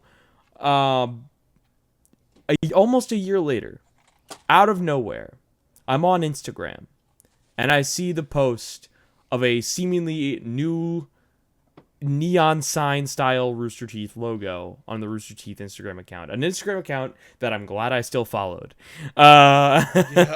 Because I saw this post and I went, huh? And I went to roosterteeth.com to discover a whole new look. Very basic, very empty, but with a video. You go to the video and you find out Bernie came back. Now, in lore, he's back from getting milk and didn't know everything shut down. But in actuality, because Bernie left the company a few 4 or 5 maybe years ago to do his own thing. But he came in, him and his wife Ashley, they under their company. Here's the key point: under their company, they acquired the Rooster Teeth brand. So the reason I specified brand is that, as they've put it, they have acquired the Rooster Teeth brand and certain facets of it. So they're bringing back a couple of their animated shows, Red versus Blue, Camp I think is one of them. Yeah. The Rooster Teeth podcast. Yeah. They're bringing back little things like that as of right now. And also as of right now, we don't know anyone who has rejoined. There hasn't been any news from a bunch of people who have been like, no one said, hey, I'm coming back to Rooster Teeth. A lot of people have gone off to do their own thing in a similar vein to what they did at Rooster Teeth. And they've asked, the audience to not, berate them with questions about it because it's not necessarily the same. So as of right now, Rooster Teeth as a company is not a company. Rooster Teeth is right now just sort of a brand acquired by Bernie and Ashley's company. And they have plans. And I do think that part of that plan, based on what I've seen from their Patreon and based on what I've seen from blog posts, is to basically reestablish what the company once was and the creative influences and ideas that went behind it. So while we may not see everyone from OG Rooster Teeth return to Rooster Teeth, we may very well see some new people get a chance to spotlight and do things in what Rooster Teeth used to do before any acquisitions or partnerships, which is what a lot of people who had followed Rooster Teeth had been asking for before they closed.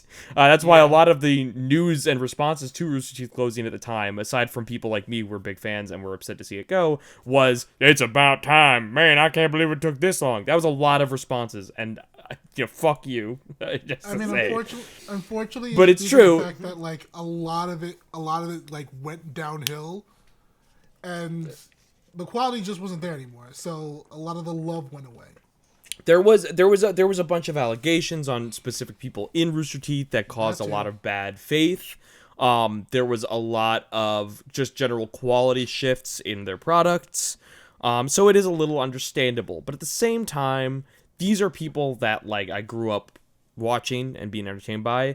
And as much as the content is what I'm there for, I see the people behind it more. It's like if there's a comedian who I was really into, but all their specials sucked. But I liked their vibe.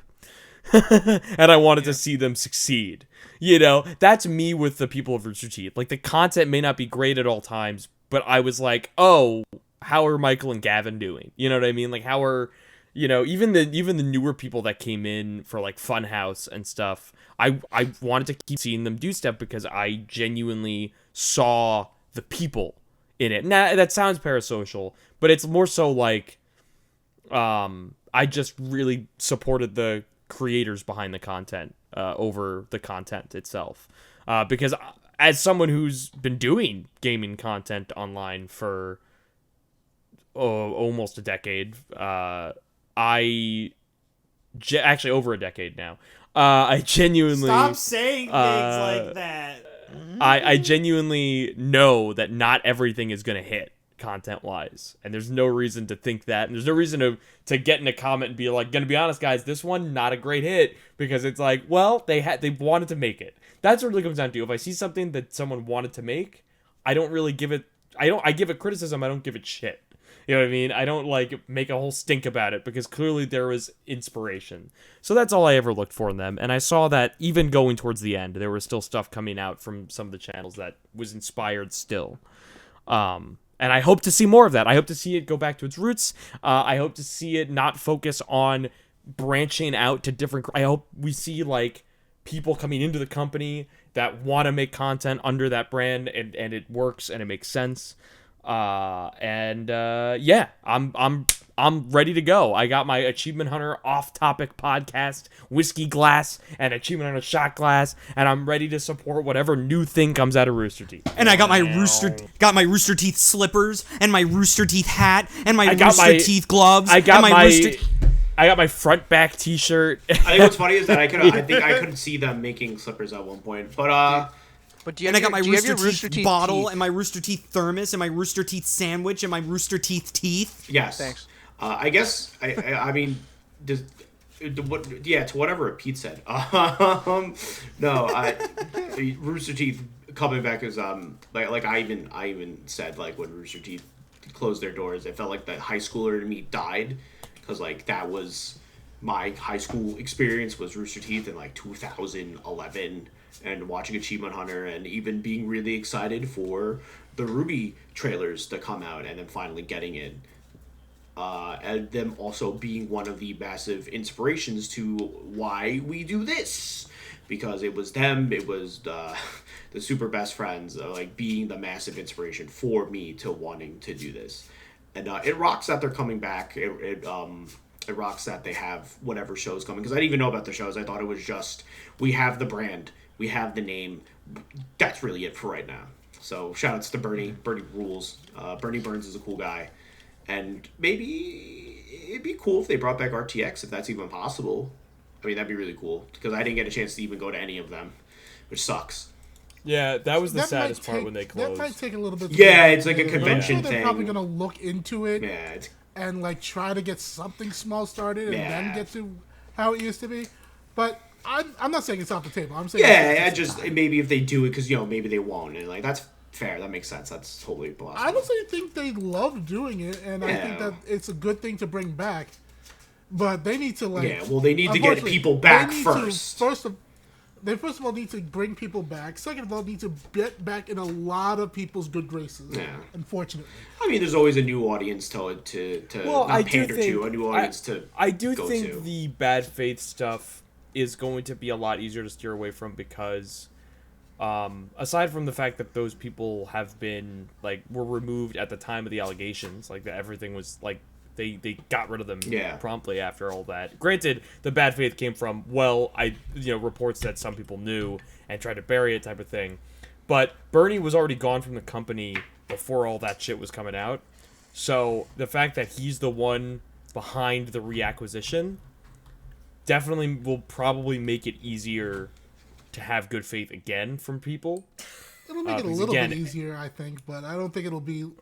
Again, no, I'm not going to be like a negative Nelly and hope and say, like, oh, they're never going to make it back. I'm saying, like, because of the way that people are today, unfortunately, it is very hard to, like, get that grace back. But what you said, with the fact that Bernie wasn't there when everything went down, it's a better look than having someone that was around during that time. Because it's also one of those things too where like Phil said, there's new audiences that can come in. And again, it's very important to reiterate, like, this is not Rooster Teeth, the company is back. This is not like, you know, this whole division of people. This is Rooster Teeth as a brand. So it's just a thing. It's not like a corporation type of thing, you know? So and I think even a that brand can still have bad rap. No, but I'm not saying it doesn't. I'm just saying that I think you can manifest it a lot. You can turn a brand into a lot of things that a company with multiple fucking people working in it on their own accord has. Because the biggest issue with like later end Rooster Teeth was that because of the partnership and then acquisition, they had very little power over like anything going on in their company. And it was almost upsetting to see certain things, not even the allegations. It was upsetting to see certain things happen and people leave because of the things going on in the company. Like whether it was, you know, Matt Bragg or Jeremy Dooley, you know, like these people that like, oh, these were fans that, you know, dream come true working at Rooster Teeth. And now they're one of the first ones leaving, you know, and you think like, no, and I'm sure there's no like dark secret, like conspiracy grump style fucking bullshit going on there. But it wouldn't surprise me if because of the changeover in general management at the company led to these people actively making the choice to go off on their own and do their thing sooner than they would have. And my point with mentioning that it's a brand now is that it's easier to manage something that isn't a whole fucking company. And it is simply like, hey, what are we going to do under the Rooster Teeth brand? How are we going to utilize that's a lot easier mentally to wrap around. And like I said, I think between a new audience and the audience that was sad to see it go, it won't be as rough a launch as it could have been. You know, that's my hope.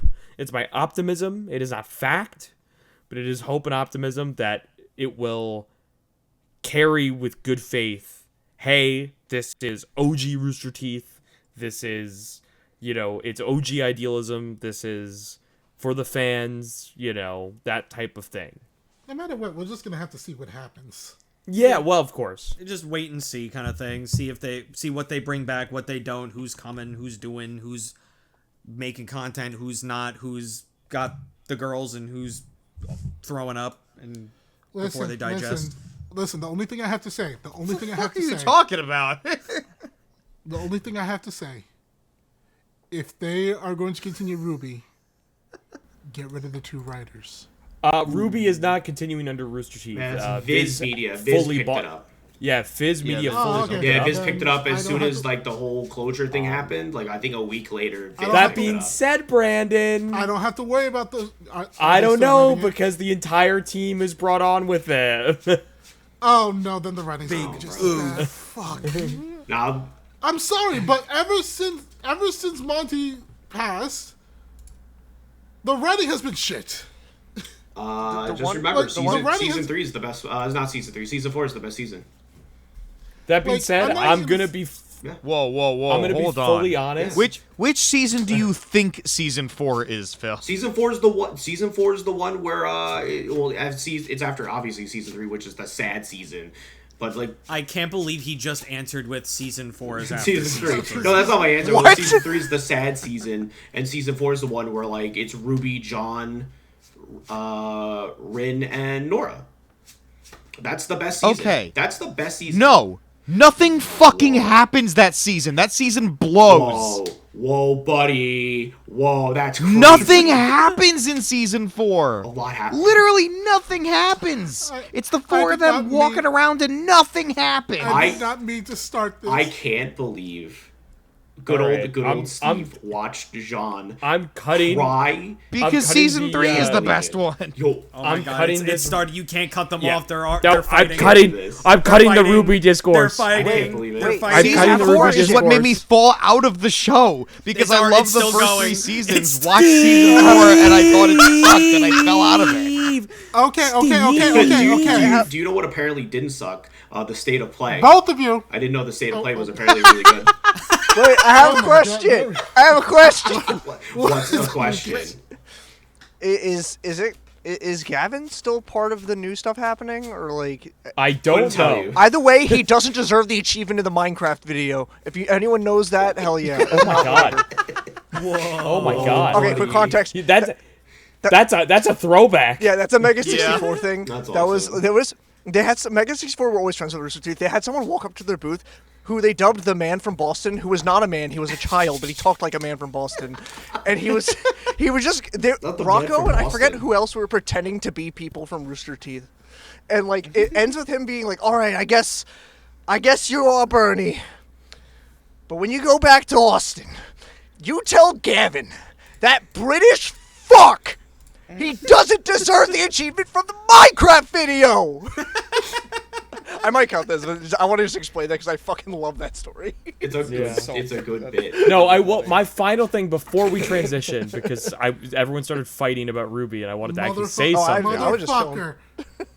My final thing about with Ruby is that, and I'm gonna just be honest, I hope, because it's under Viz, that they go to 2D animation. I'm sick of the 3D. yeah. I didn't I'm watch not- Ruby dude, because I couldn't Ruby watch Ruby. I didn't like it. Peter, Ice Peter. Queendom looks so good. It's unfortunate that the writing is absolute dog shit. Peter, you're not Yeah. the only one that wants it to go to 2D animation. Yo. You are not I- the only one. I am a CG hater Hey, when it comes to anime. I'm not a CG hater, but that CG was just bad. CG My- ruined my, so much anime. Dude, there was a new Ghost in the Shell series and it was CG and I was so mad. I think my last thing is my favorite thing about Ice Queen is that Weiss just looks like Elsbeth from Agame ga Kill, which is really funny. And they even made a statue. What? And I looked it up. I pulled it up to my friends. I'm like, hey, who is this? And they're like, that's the girl from Agame ga Kill. I'm like, nope, that's Weiss. And they're like, what? That's funny. one to one. Yeah. But apparently the state of play Yeah. was really good. Yeah. Yeah. I mean, Segue. there's Yeah, definitely more what stuff was in on it. the state of play? I don't remember. Yeah, there's definitely more stuff in it The for Pete, others. you mean I'll the make Pete my- state of play? I'll make So, my okay. piece with it. The only things that I really gave a fuck about from the state of play were the new Shinobi and Sonic Racing Crossworlds. Kind of didn't give a fuck about anything else, but there was still cool stuff that I'm like, oh, that's neat. I don't got, personally care, but We oh, got that's the neat. Astrobot DLC, didn't we? No. Yes, or no, there's new Astrobot stuff. Yes, but they didn't I show don't know that if in the was state of the play. state of play. It was not. But we got there was back to back. We got Sonic Racing Crossworlds, and I went, "Wow, neat trailer!" Haha. Cut to the next thing, Digimon. Oh, that's right. Yeah, the yes. Digimon thing was that's fucking right. wild. So I Yes. got like the list of things that were on the state of play. So I also do. we can go from there. So of course you had Monster Hunter Wilds. Oh, hell yeah. Yeah, whatever. Oh, Move boo, on. you But, suck. Okay. Yeah, shut up. We had It's at every Shino- fucking state of play. When does it come out? We have This it's week, coming actually, I out- think. I know, it's coming out on Friday. I know. So we have Shinobi Art of Vengeance, which honestly Yeah, looks really that good. looks so. That looks so how are- fucking I solid. can't believe we're getting a 2D Ninja Gaiden and a 2D Shinobi in the same year. That is pretty holy crazy. shit. That's so fucking cool, man. Of course, as we talked about, Sonic Racing Crossworlds. Right. Yeah. Can I tell you what my first note about? Because I wrote notes on the PlayStation State of Play. Oh, 'cause I you're was smart. gonna make a YouTube short about it. Uh-huh. You want to know what my first note for Sonic Racing Crossworlds What? was? What? Jet is back. Oh, yeah, Yeah. right. Yeah. When everyone jumped through all the rings. I was so happy. Into, I was so into happy the to see racetrack, him. I was like, wait a minute, do I see Jet? Wait a minute, do I Yeah. see an extreme gear? Dude, I was so happy. Wow. I was so happy to see him. We're like, he's back. Jet Boys, rise up! I literally pulled a fucking Agent Stone. He's back. Of course, He's back! You're Of telling course. me I fucking came. Oh my god. Oh my Of god. course. Of Help. course. But yeah, on the next one that we have been waiting how many years A for? long I don't know, you time. tell me. Digimon Story Time Stranger. Holy fuck, man. We- the fact that we are. I have no state whatsoever in Digimon, and I think it looks really fucking cool. Oh fuck! Can I tell Fuck! The last Digimon, we got was Can the I tell you my Digimon- exact? Hold on. Can I tell you my exact reaction to the fucking trailer? Yeah. I could give you the play-by-play. I went, "Oh, Bandai Namco's trying to rip off Persona, Digimon." Bottles, we have the You same are reaction. so- We have the exact same reaction. We're like, The Bandai Namco, Digivolution alright, is what's up and this- running. Can you oh. see? Did you hear? Did you know what's coming? But yeah, the last Digimon story game that we got was Digimon Story Hacker's Memory, if I remember correctly. Yeah. Yeah, that's Yeah, what I which was gonna ask. DLC Did for people- Cyber I thought- Sleuth. Did people not like Hacker's Memory? Was it bad? It was a weird in between game. It was, No, it was yeah. it. People liked it, but it came out basically as like an accessory to Cyber Sleuth. I was gonna say, Yeah. I didn't know there was one. It was after sold Cyber as Sleuth. it was sold as a bundle with Cyber Sleuth. So if I you thought it didn't had have a Cyber wait. I Sleuth thought it had a originally- singular release. Did it? I believe there may have been a singular release, But the I Switch do the think Switch that version was combined. right. I think it was it was The basically Steam version was not. combined as well. Yes. So the thing is, most people play it off of Complete Edition. Yeah. If there is an individual edition, it wasn't marketed well, and it was basically just using assets No, you're right. No. from Cyber Sleuth. It did, by the way. It did have a singular PS4 release, but everything following Yeah. they made. Yeah, it, okay. Which is Right. good. Which is good. I was Yeah, like, so- that makes sense. Yeah. That's why It- no one it- really. It's well liked, but it wasn't like played at the time, and at this point, it's just like a partner to Cyber Sleuth. Yeah. Yeah, it's like what happened on the other side. Right. Yeah. Like if you're playing So- Kingdom Hearts, it's like when you're playing Dream Drop Distance, you're playing as Sora and Riku. That's basically it. This is by far the like first fully like individual like this is a new title Digimon game Yes. set under the guises of Digimon World / Digimon Story style gameplay. Yep. And it's the first like And Honestly, I love that Yeah. gameplay so yes. much. Yes. And it is so happy. I'm so happy they showed you riding on That was Garurumon. really cool. And all I can say is you better give me fucking the Digi-Egg of Friendship fucking Digimon from Adventure 02. I'm blanking on the fucking name Lydramon. right now. Lydramon. Yes. It- Yeah. You better give me him. You better let me ride on him. Fuck. I just, Yeah, I've been I seeing like a lot of people asking for like some of the newer Digimon from the comics, and I'm just like, Aw, dude. Oh, I want the shoe. Dude, if I could that get turns into Shumon- Cinderellamon. If I could get Shumon, that'd be crazy. I mean, for me, I Please want. please tell me his name is actually Shumon. No, it's Shumon. Yeah. It's Fuck adorable. yeah. That's awesome. Look up Shumon. Look at Shumon. Shumon's adorable. Steve, it's Shumon. Shumon's fucking adorable. Dude, Steve, Yes. it's Shumon. I forget the next one. Hold on, and then wait. it You're makes- gonna be like, oh shit, wait, this is actually really cute. Oh my god. I love Yeah, him. no. Dude, he's just. I told you. No, I told you- you. Dude, you don't- look at this fucking Super Mario Brothers 3 ass shit. Put this on the screen. No, dude, you don't will. understand. I love him. It's Shumon. He's just Something, a little something guy. random. I forget the next evolution. BB Hood. It's Shushumon. Oh, okay. Shushumon. Oh, then it becomes Shumon BB into Hood, Shushumon. and then it becomes Cinderellamon. I'm not Yeah, joking. its theme is fairy tales. It has a fairy tale theme. Chaperomon, which is literally just Little Red Riding Hood, even has the freaking big bad wolf as the freaking slippers. Yeah. And then just Yes, Cinderellamon. Cinderellamon. And her, However, can I have to interject. I'm sorry. I have to interject in this conversation because like this is a Digimon that debuted in Digimon Liberator, which is the webcomic that's been going on. That is hand in hand with the card game right now. yeah. And what I need to talk about why seeing this new Digimon story game is such a fucking big deal for me specifically is that holy fuck, finally something that isn't tied to their fucking card game right now. Digimon has been surviving on its fucking card game right now. It's been infuriating to me. The last thing before this was the O2 movie and Survive, which I liked Survive. I didn't like the O2 movie. But I haven't watched it, so I won't say anything, don't worry. But thank you. but like it has been a dead zone for how long? And it is all they have talked That's about. a is their Dragon card Ball movie. game. Fuck you. Yes, thank you, Steve. Thank you. Thank you, citizen. But it has been so frustrating because I have wanted new shit.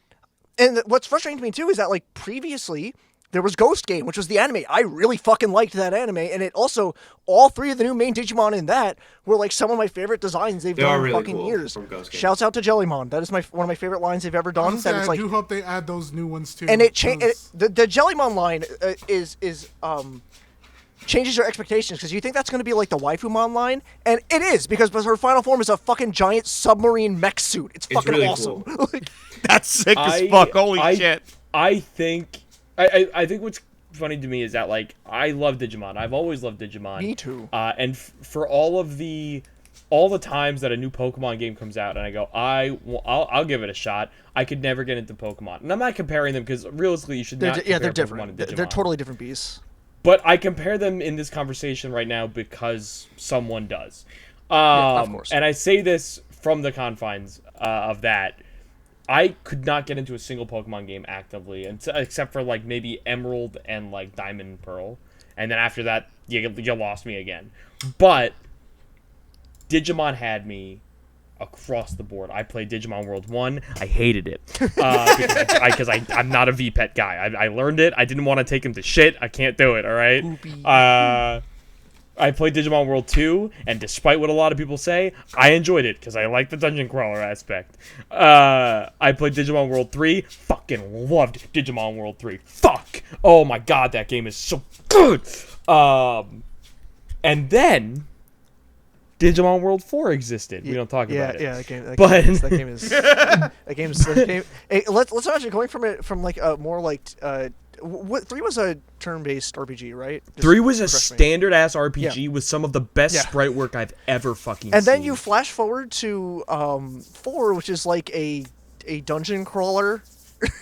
It becomes a dungeon crawler. No, yeah, 4 is like a like dungeon Diablo crawler, a little bit. Like, which is with real-time action. The Digimon, you're playing as the Digimon, not a guy that uses Digimon to fight. There's only 4. And There's only 4. There's only 4 playable Digimon, and they all have weapons. You have a gun, sword. It's and the worst part that sounds neat, right? Give a Digimon a weapon. That actually doesn't sound that bad. And then you realize, God, why is it so slow? Yeah, the game also isn't really good. It's just Also, why like, is it so why, fucking why, like, oh, you're giving a Digimon a weapon. Like, don't some of the fucking evolutions just have like guns Yes. and swords and shit? Beelzemon Yes, literally sir. has a Glock. Some of them. Yeah. Some of them literally get like a lance. Some of them get a sword. Some of Yeah. them just turn out to be a whole entire dragon made out of guns. Yeah, Gundam. Gundamon, yeah, there's Hell also, yeah! It's a gun. there's also Deputymon that It's is like just fucking a gun. old school. Like old school like Gen 1 Megatron who just turned into an actual fucking Yeah, gun. yeah. Gundamon. Oh, I could go into hours explaining why that's the case, but we're not going to do Yeah, that. we're not gonna do that. All right. You have to kind of- All right, I don't mean to interrupt the conversation, okay. but we Yeah, I was are about to almost say, at we are- 2 hours. Yes. I said we're gonna move on. we should speed run our way through the state of play. Just say a quick thing about each game that was, presented. Yeah. All right, go ahead. Yeah, So I'll keep I'll going. start listing them, and then we'll just say our quick little aside. Yep. Good. Speaking of aside, Lost Soul Yeah, aside. Lost Soul aside. That looks cool as fuck. I'm in. Yeah. I don't yeah. remember it. I don't don't know. remember. To me, it looked like Final Fantasy meets Devil May Cry. Oh, wait a minute. Yeah, that was cool. Sounds I'm cool. in. All right, so we have the 2 Like a Dragon updates. So Like Cool a stuff. Dragon Pirate Yakuza. Which I think yeah, came out yesterday, right? Yeah, Or today? Pirate came out 2 days ago. It came out 2 days ago. Yeah. Yeah. And then there's the Dave the Diver DLC. What a and Don't there care, was much but cool, I rejoicing. guess. Hey. All right. WWE 2K25. I want to do a I Royal can't. Rumble. All right, I can't. Can I go on a mini rant for a second? I can't believe they touted the island like NBA hasn't been doing that for years. Yeah. I know. I want to do know. GCN Royal Rumble really badly. Continue. Borderlands 4. I'm really excited actually. Dude, so Really hyped, excited. so hyped for. Cool. Have no stakes in that franchise, but looks cool. Yeah, looks cool. I'm excited. I'm excited. Please let me play as Krieg again. That's not going to Okay. happen. Okay. I wish, but it's not going to happen. Directive 8020. Sure. I don't remember. Oh, there was Don't one even remember that. There was one that was skipped. There was also Split Fiction. Split Fiction was the new Oh, game yeah. by the developers of It Takes Two. Oh, yeah, yeah. yeah. Oh, I still actually neat. didn't get up to that Oh yeah, yet. that comes out in a bit too. I'm excited. They to usually play make like good quality games. Like A Way Out was good too. So it's like, yeah, sure. that. Who's gonna play it on the channel with me? Me. Ooh, I me. wanna- Ooh, me. I'll Pick me. play the Pick shit out of me. it. Okay, Bottles, you'll do it. Yes. All right, Five Nights at Freddy's: Secret of the Mimic. I'm gonna keep my Hold on, mouth shut. hold on. Har. The Mimic! Very exciting to see that finally. It definitely looks cool. It looks cool. It's definitely Poppy inspired, which is totally fine. There's losers online who are like fucking bitching and moaning about it, but that's just what FNAF fans do now.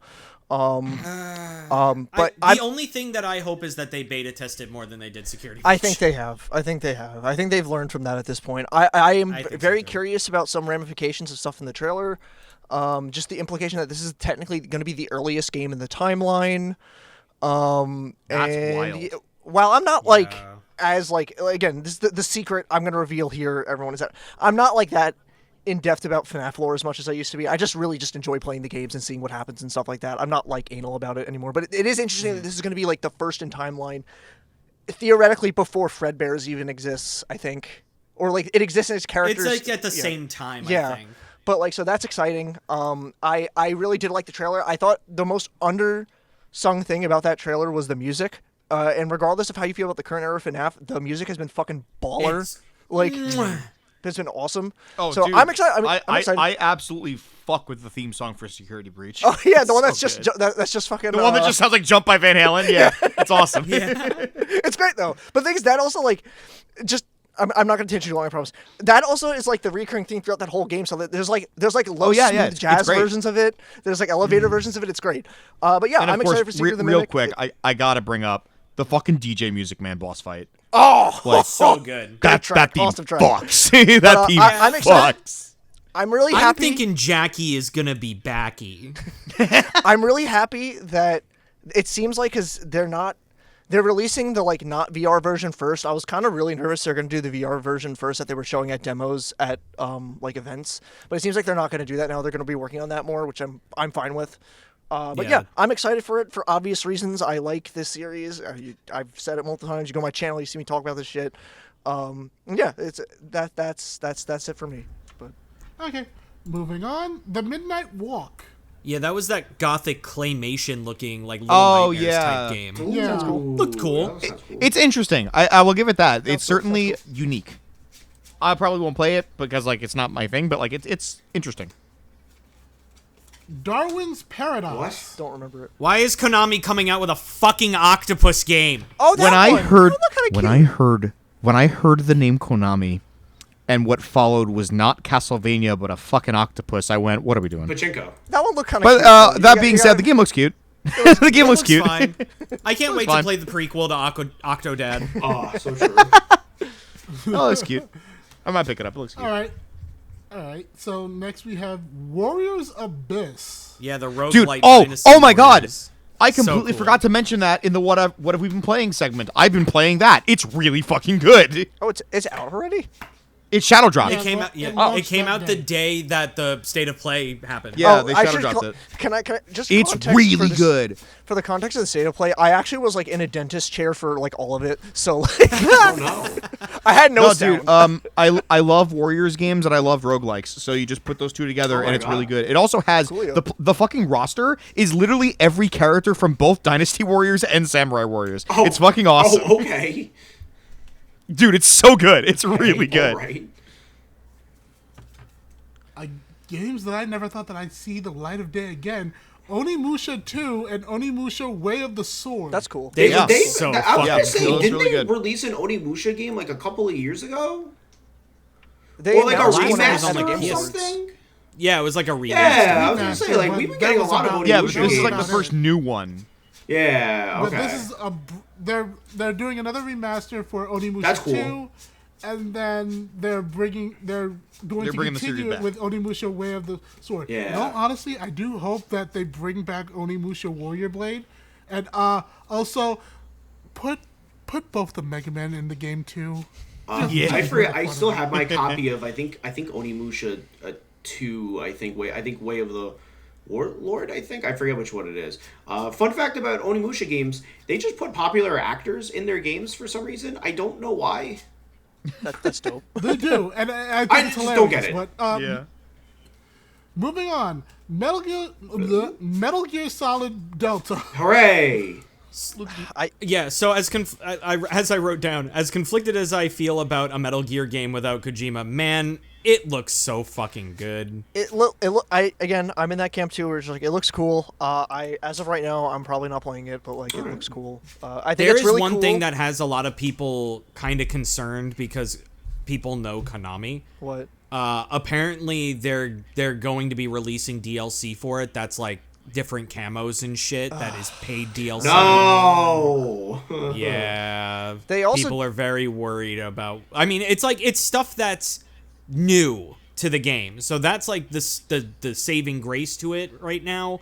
But like people are worried because people know Konami. Yeah. Yeah. I do have to also comment because everyone will be like, but Lucas, what about this? They did Yeah, also they- basically confirm Snake versus Monkey is coming back, which was a sub mode in Snake Eater. It was just a bonus mission. You gotta get a bunch of ape escape monkeys, and that's cool. That's great. That's awesome, man. I'm getting real tired of cameo shit. I just would really like a new game if you're gonna keep acknowledging this franchise.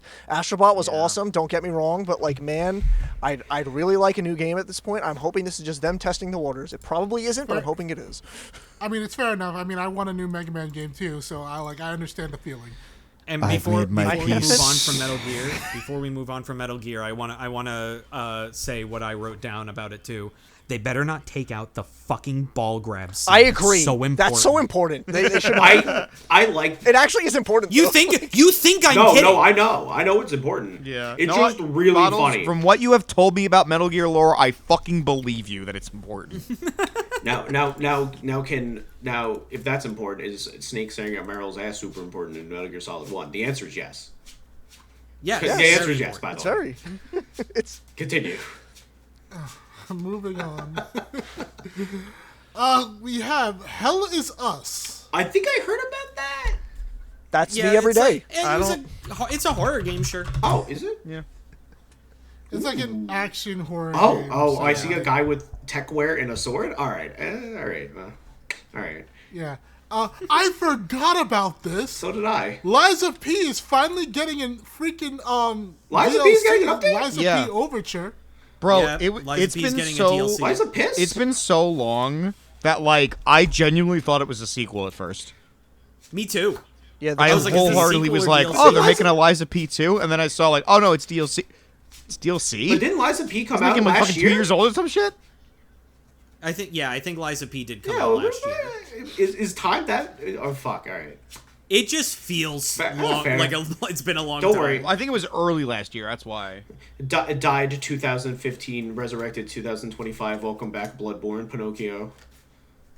No, The closest thing I'm gonna get to Bloodborne. It's the 2023. closest thing we're gonna get to Bloodborne.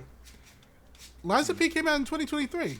Oh, that's 2 years ago. Jesus Yeah. Christ, 2 Yeah, years. it's all Yeah, I'm but saying. even- Like, All right, it's continue, been a while. please. I'm dying here. It's okay. It's okay. So we have that. Dreams of Another, which is like a new third-person shooter. Okay. But it's like it's an artsy fartsy looking It's, game. it's certainly cool. interesting. Probably Boy won't play howdy, it, is it one of those games in directs or state of plays where I just go, okay, moving on. Fair. It was Hey. literally that game where I was like, oh wow, that looks cool. Can't wait to not play it. So Yeah, true. exactly. It's like neat. Don't care. Yeah. We got Days Gone Remastered. Who? No one asked for that. Next. Yeah, Neat. I don't care. I just No don't one asked for care. that. Who gives a fuck? I feel bad for Days Gone. I kind of don't. Didn't they already remaster it? No, they didn't. No, they didn't. No, I don't thought think they Per- did. per- that was a personally- story for a while, I think. so. Personally, I don't really particularly care because I think the main guy got really mad that with his characters in Astrobot, and he went. They needed to put my character in the game to boost the sales of Astrobot. And we're like, Oh, okay, yeah. why? Yeah, because Okay. that's why people fucking Yeah, did it. exactly. So Yeah, that's why I'm sure. kind of like, whatever, bro. Like, take your L. And here's your right, official dude. L. Take your What's L your name and- again? What's your name again, bro? Yeah, exactly. What's your name again? Like, What's Astrobot's name? Astrobot. Oh, there, I knew it immediately. bro thinks he's part of the crew. Anyway, coming up next, Yeah. a game that I know a lot of you got interested in, Tides of Annihilation. Yeah. Yeah, Which Whoa. one? that was pretty cool. Which one? I'm is fucking that? sold immediately. That looks cool as fuck. Oh, Tides of Annihilation. That game looks really sick. I wrote the down, fuck? this is what Shadow of the Colossus should have played. Oh, okay.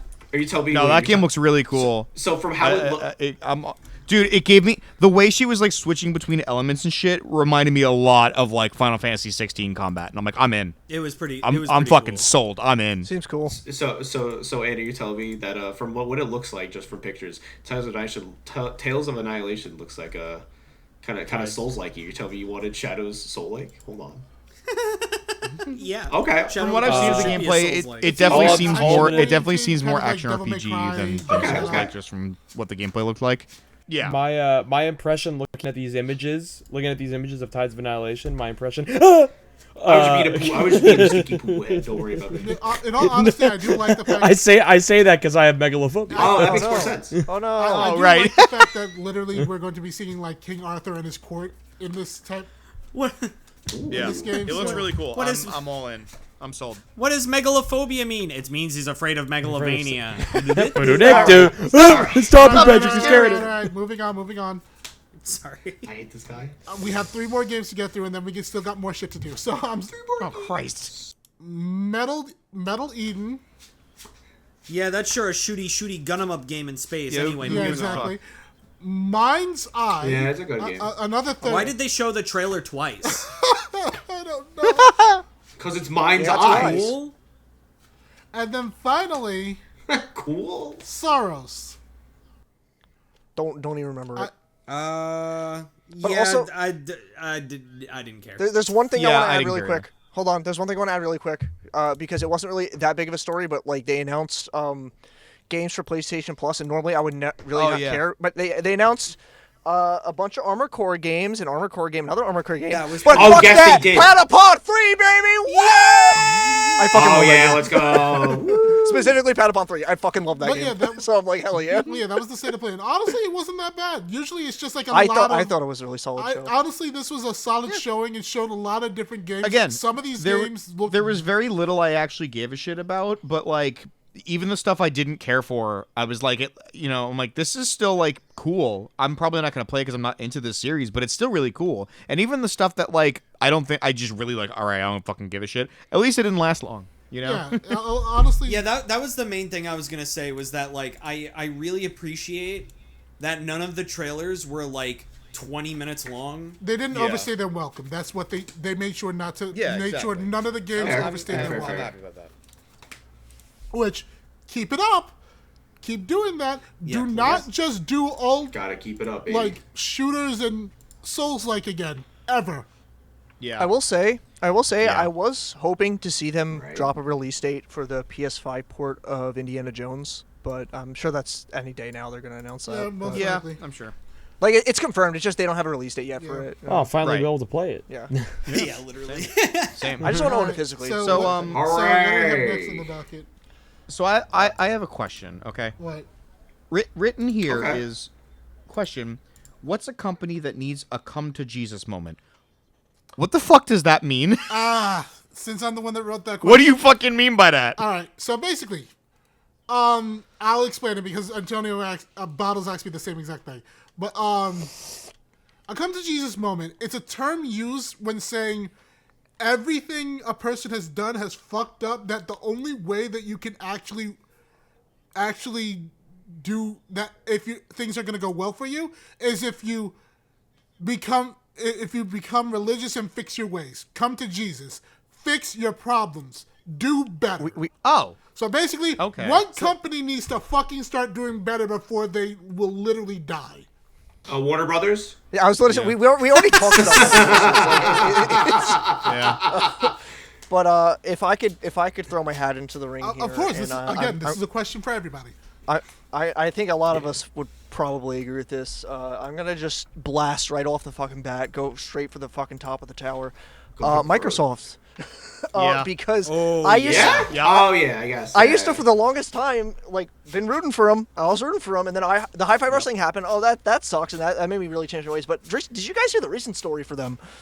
That they dropped a news story saying, yeah, we've been doing generative AI training for games now. Oh, And, I like, did hear that. I did hear about that. I did Oh. hear about Fucking that. crazy. Yup. Damn, dude. you did all Yeah, it's this pretty bad crazy. shit, and now you're announcing you're dropping this shit. I'm like, man, guys. Man, really Yeah. showing that you give a shit about your developers that Yeah, literally that's make you cool. all your fucking money. That's cool, man. And then also it's like they don't know what the fuck they're doing with Halo. It's like Halo is just like a franchise that exists now, and it's been At this point, Halo's fucking dead to me. it's been dead to me since 4, basically. 4 I Yeah. like some aspects of, but it was like I was like, all right. And then 5 came, like that's where I was like, no, fuck this. 3, 343. If only you were fucking Bungie.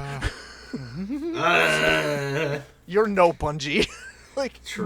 Fucking Cheryl turning to Microsoft. You're no Bungie. yeah. Apparently even Bungie, like I was actually kind of doing some homework the other day. Even like Bungie was kind of like at ends with like already established Halo lore, because there were a lot of books that came out even before. I think one book came out even before Combat Evolved came out. And that was the Fall of Reach, if I'm correct. I might be getting some mixed up. Bear with me here.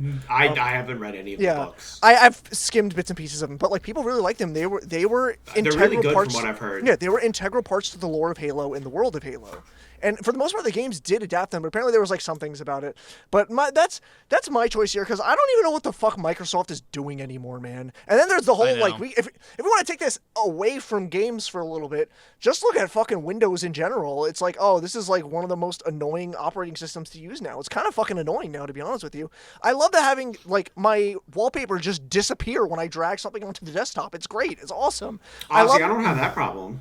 I don't know. I've been having that problem for fucking ever. And I also love having like the forced AI put into my operating system. That's cool. Oh, yeah. I didn't want That's this. fair. Why couldn't I opt out of this? That's great. Like it's just fucking ridiculous. So we have Windows for Lucas. By the way, I'm going last. Well, it's Microsoft. It was Microsoft in Yeah, general. but- Microsoft.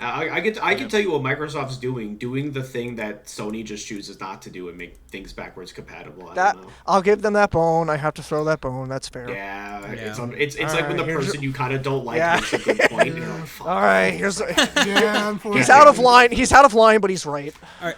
Yeah. All right. I'll give mine. You go, yeah. And I've told Brandon already, but I'll give mine. Steve, let's say it together. 3, 2, 1. Konami. Yeah. Yeah. Oh, okay. I Steve didn't say anything because I'm like, what? I No, know sorry. this, but- Yeah. Yeah. Konami is so terrible when it comes to the relationship to their fans. Well, like, dude, Konami just fucking hates making games. That's the thing. I'm It's like, convinced. why They just does hate Konami making hold video on to all games. these? Why does Konami hang on to all of these IPs if they're not going to do anything with them? I know Yep. I'm just saying the fucking Smiling Friends bit. I know I am. But it's true. Like, that's It's who they're literally talking true. about. They're talking about Konami. Yeah. Like, if you're gonna hold on to the rights for Castlevania and Metal Gear and Silent Hill. yeah, Silent Hill. Like, I know they just came out with the remake. Cool, fucking awesome. Where's my new Silent Hill? That's the thing, is, like, they're just doing remakes. They're actually making one currently. They're making. Wow, that's really cool. Where's the advertisement? No, just advertise the next fucking pachinko machine. Sure. Like, I do not like their business practices. I don't like how the fact that they literally came out and said, we're going to release new camo, and all of the fans went, oh no. That really kind of shows you the quality Yeah. of, like, customer service that Konami really gives to their fans. Yep. I understand what we're going for here. I understand the gimmick, the assignment. So and I know that, like, you know, we already made the bit about Warner Brothers, so I'm not gonna call out Warner Brothers because they have deserved it for a long time now. But I'm gonna use this time, not for a game company, mind you. I'm gonna break that a little bit. I'm gonna use this to call out Hasbro. Yo. Oh fuck yeah. Oh, that's Yeah. Yeah. That's yeah. valid. down. That's I'm down. Murderers. that's so valid. The Oh my murderers of Power Rangers. The killers of the Transformers movies when Transformers 1 was just so good. Yeah. I won't forget that night when we went to see it because I was Those- like, this movie looks pretty cool, and you're like, I just want the poster. I And just you're want the like- poster. And then I walked out going, that was pretty fucking good. I was like, this Well, movie's it also awesome. even extends out of Transformers 1, where it's the case, it's like Transformers, and I mean, this is going to sound like a no shit thing, but please just bear with me here. That franchise is so surviving on its fucking toy line and like older fans buying their really expensive Commander class figures because like Yeah. there is nothing. Like there was Earthspark, which is a show like no one cared about that was exclusive to Paramount Plus, Plus. which it wasn't a bad show for the record. I heard people really liked it, and from stuff I've seen is really cool. But like barely anyone could watch it, and apparently it was treated like shit. There's no show on the horizon right now. It's like, what the fuck are we doing here? And then obviously you already said it, the absolute mistreatment of Power Rangers. What the Oh fuck my did God! you do? They murdered it. It's Yeah. gone. Because the person that bought it at Hasbro died, I think, and or left the company. I have yet to look. I can't believe they like sold like But props and basic, shit. Like that's well, insane no. to So me. hold on. Okay, so sorry. the thing is, the person that bought it was the only person at Hasbro that gave any shit about Power Rangers. Yeah. And they're the only ones that were fighting for it to continue to exist. So when they were out of the company, whether it was from dying or leaving, I do not know. When they were out of the company, the rest of Hasbro went, fuck Power Rangers, and dismantled it from the inside out. We will never see Power Rangers again. Gnarly. Outside of the If I comics may. that are all Mighty Morphin. If I may Yeah. throw my hat in the ring with Hasbro. Oh yeah, go for it, Steve. So I don't know if I've been vocal about this on the podcast at all, but you guys know. I was really big into My Little Pony: Friendship is Magic in high school and shit, and I liked that show a lot. It was really fun. Okay. All right. There's a sequel series, Generation 5, literally sequel series. It's not very good. But like, it was airing exclusively through Netflix, and they only released like small batches of episodes over the course of like months. Like the release schedule was just so weird and bizarre that like every time a new batch came out, people like forgot a new batch came out.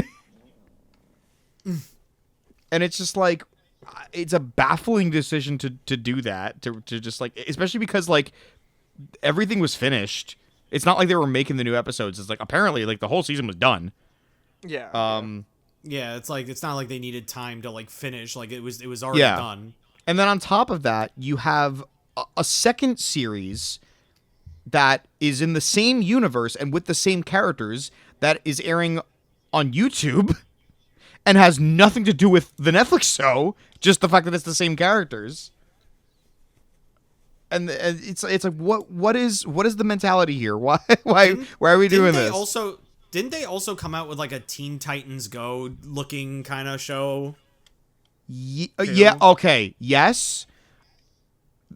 It's funny because I know exactly which one you're talking about, but the other show that I was talking about that's like on YouTube is kind of like the same thing, where it's like a Teen Titans Go style thing. But they also, yes, they did do a Generation 4 style show that was a Teen Titans Go thing. It lasted like one season. It wasn't very good. It's a big surprise. But it goes deeper because footage surfaced of another reboot. Like already. Jesus. That's wild. That has characters from both Generation 4 and 5 together. And it's like, okay, well, this has to be in a different universe now because Generation 5 is confirmed to be the same universe as 4, but like millennia later. But like now they're and apparently there's only 3. I think the 3 they show were like Twilight, Pinkie Pie, and I think her name's Izzy from the Generation 5. And like it's just the 3 of them. They all have radically different personalities. And I'm like, guys, Gen 5 has only been out for like a couple years. Why are we going into Gen 6 already? What are we doing? I also feel What like the fuck's going on? I feel like obviously I'm nowhere near. Look, I think Gen 5 sucks, but at least give it a chance. Yeah, I mean, like I'm nowhere near as versed as you. But the thing's like also like the one thing you can't really like as an outsider looking in is that there's very clear people behind Friendship is Magic when that came out. There's very clear like a lot of production power behind that show, and it's like from the bits I've seen of like the Gen 5 one, I'm like, this just seems like they went back to the roots and just made a generic girl show. I don't know. I don't that's know the what it thing, is. because It's like because Lauren Faust created Friendship is Magic. She was the main runner for that. Her goal was to not make cutesy girl pony cartoon. She's like, no, I want to make a show for families that everybody can enjoy, and she fucking succeeded because clearly Look how it everybody exploded. Look how fucking it exploded. Like it's So she succeeded, and it worked, and it was the most, and it is hands down the most profitable My Little Pony generation, period. So the fact that they backpedaled so hard with Gen 5 by making it just cutesy girl show again, especially considering the movie that kickstarted Gen 5 had some heart to it. It's like, and I actually got kind of excited for Gen 5 when I saw the movie. I'm like, okay, this is actually pretty good. And then the show came out, and I'm like, what the fuck happened? First of all, they literally recast everybody from the movie in the show. Sick. And I'm just like, Gotta what love when is... that happens. And, like, I get it. You hired big-name voice actors for the movie, like Kimiko Glenn and James Marsden and whatnot. You probably can't get them back. But, like, all of them, really? You couldn't get anybody back? Well, it's also that's just to me is just poor planning. Yeah. Because, like, if you knew you were wanna- gonna make a show, why wouldn't you just get voice actors that you can keep? You want to fucking talk about poor planning? That's Gen 5 in general. Like, bro, the show takes place, like, in the same universe as Generation 4, millennia later, and the main plot of the movie that premieres and kickstarts the show is that all of Ponykind is separated and segregated. There's an episode of Generation 4 that shows what would happen if that were ever to happen. That there are these spiritual creatures called the Wendigos that show up and cause havoc. They're nowhere in the movie. They are not even mentioned. It's almost like they, just made this show and said, let's make it in the same universe as Generation 4 because that one's really popular and didn't, look into Gen 4's lore and story. Didn't watch the show. Yeah, especially because of how they handle Twilight later on, because we see, like, flashbacks of her, and it's like, bro, talk about character assassination. They do shit that she would never fucking do. All right. Yeah, Hasbro stinks. Moving on. But anyway. Hasbro does suck. Yeah. Hasbro sucks. That was. And don't even get me started on the fucking D&D shit. Thank you so much. Can I give another example before Brandon goes into what I already know he's gonna say? Oh damn. Another example of a company. Steve, say it with me now. 3, 2, 1. Activision. Oh yeah. Yeah. Activision can go suck a fat nard. They sure can. Oh my god. Oh my god. And it's not even just because of Crash, right? It's because of how they treat all of the stuff that they acquire, and that they just acquire stuff and then Do just nothing with it. let it die because they're too busy working on the next 3 Call of Duty games already. Yep. Like, my It's like, hatred what's the for point of doing Activision, it? I'm not kidding. My hatred for Activision started, I'm not kidding, when they decided to drop Guitar Hero. Yeah. Because they literally came out, and this was like the early 2000s, and Guitar Hero was like one of my favorite fucking franchises they had. Yeah. I genuinely love those games. And like, they literally said, we're not going to make another Guitar Hero game because we're making Call of Duty. Yes. And even when it comes to Call It's of like Duty, Activision. It's like, hey, Activision, you have more than just Call of Duty. Why don't you fucking, I don't know, do that and work on those instead of making the most generic fucking Call of Duty shoot-a-man slop we've ever fucking seen for the millionth goddamn time. and even when it comes to Call of Duty, they have so many problems. Like when it comes to cheaters and everything like that, that a lot of people have not been going back. Yeah. Well, also the problem is it's like, just to, I guess, wrap it up on my end at least, it's like, why, the big thing with them for me is like, why do you acquire all of these companies and acquire all of these like IPs and assets and yada yada if you're just gonna let them die like later and you're not even gonna do anything with it? Yeah. Like Crash Bandicoot is obviously the big example, but like there's so many others too. Like think Spyro about too. like half the layoffs that they did. Yeah. Hell, even how they're handling Overwatch, because Activision and Blizzard are like the same company now. So it's like even how they're handling Overwatch is like so despicable, and like them going back to like trying to be like fucking Overwatch 1 is like I'm like you've already lost me. I'm not coming back. Yeah, it's literally them being like, okay, we fucked up. Let's try and backpedal this, but like you've already fucked up, so we're not gonna trust you to backpedal because along the way you're gonna trip. It's already been. The problem is that they're backpedaling when it's already too late, when they should have just backpedaled immediately. Yes. It's like, and I guarantee the only reason why they're even choosing to backpedal to begin with is because Marvel Rivals is kicking their ass. Yeah, 1000%. I can't believe Overwatch just got overwatched. In all honesty, Yeah, I know Marvel a lot of people will Rivals. bring up the fact, Like they are now the Battleborn. I know a lot of people will bring up the fact, like, oh, well, a lot of this stuff was in production for a long time, but we should have had this type of shit earlier. And a lot of this shit is only... It's been years. And a lot of this shit is only coming out, and they're actually even saying this, that they're only putting all of this stuff out there now because they were playing it safe, and Marvel Rivals said, fuck you for playing it safe. With every passing day, I fully understand more why Jeff left. Yeah, I mean, it's very obvious, and it's another game just destroyed by corporate greed, which is just Activision in a nutshell. Yeah.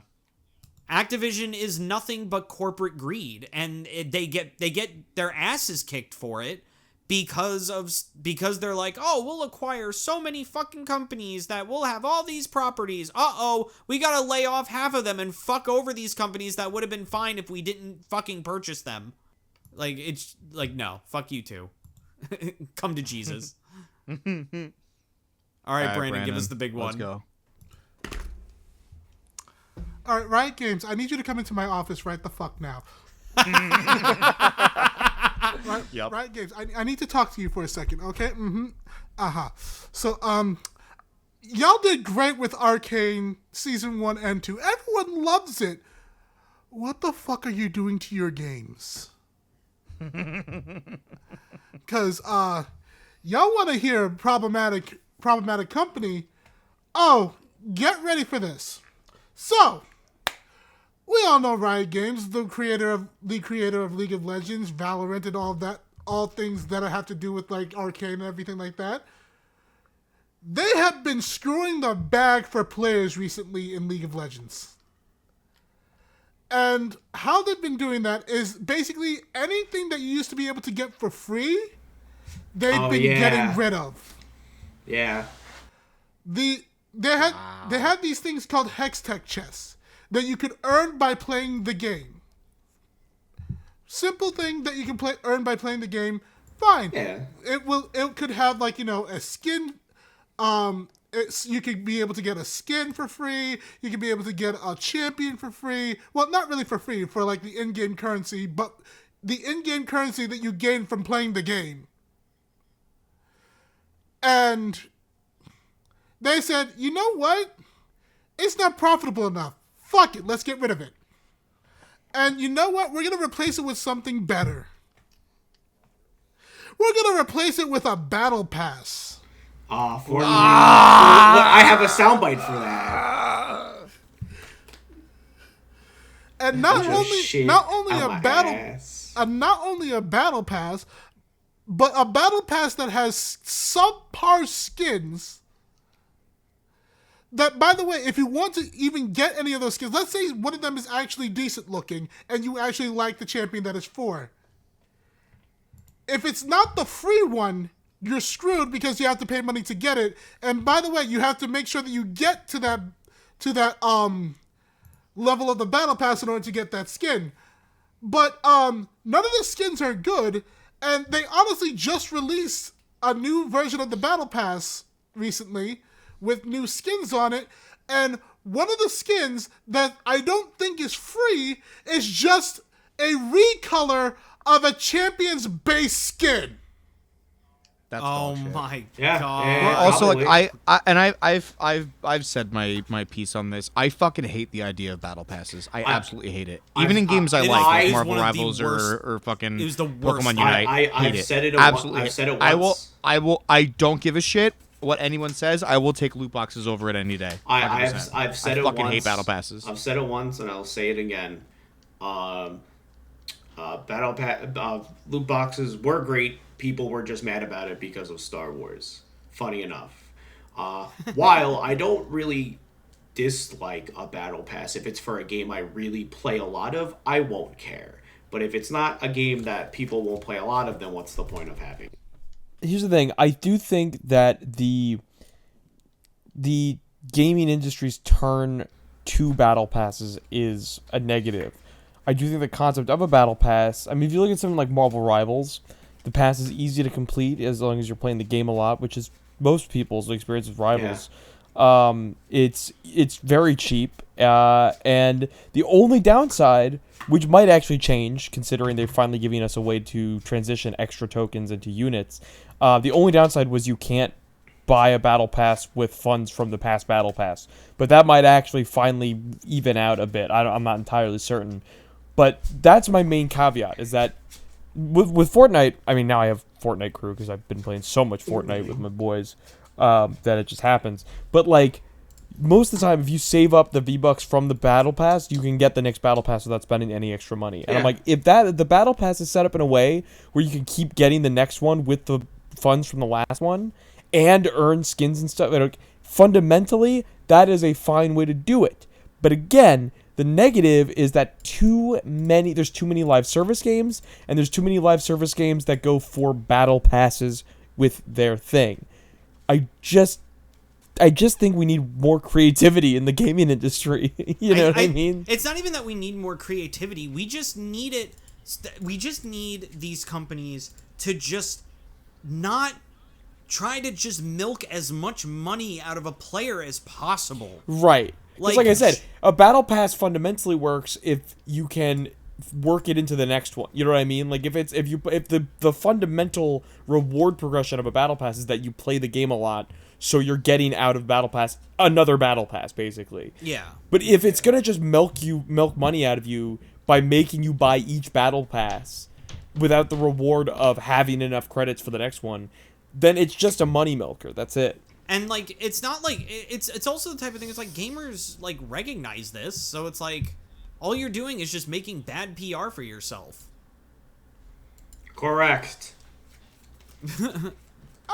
Like it's again, we've been bringing it up every podcast since the fucking game one, but it's almost like making a good game will make you more money than making a live service game with a fucking battle pass. I also do think the other caveat to this problem is free-to-play as a model. I feel like free-to-play as a model has kind of eroded the gaming industry from the inside out. Because don't get me wrong, I love being able to just load up a game for free and play with my boys. But the problem is that how does the game make money? Bam! This shit. Yeah. And it's like, if you made me pay for the game and didn't give me this shit, and maybe I have bought so many skins for Marvel Rivals.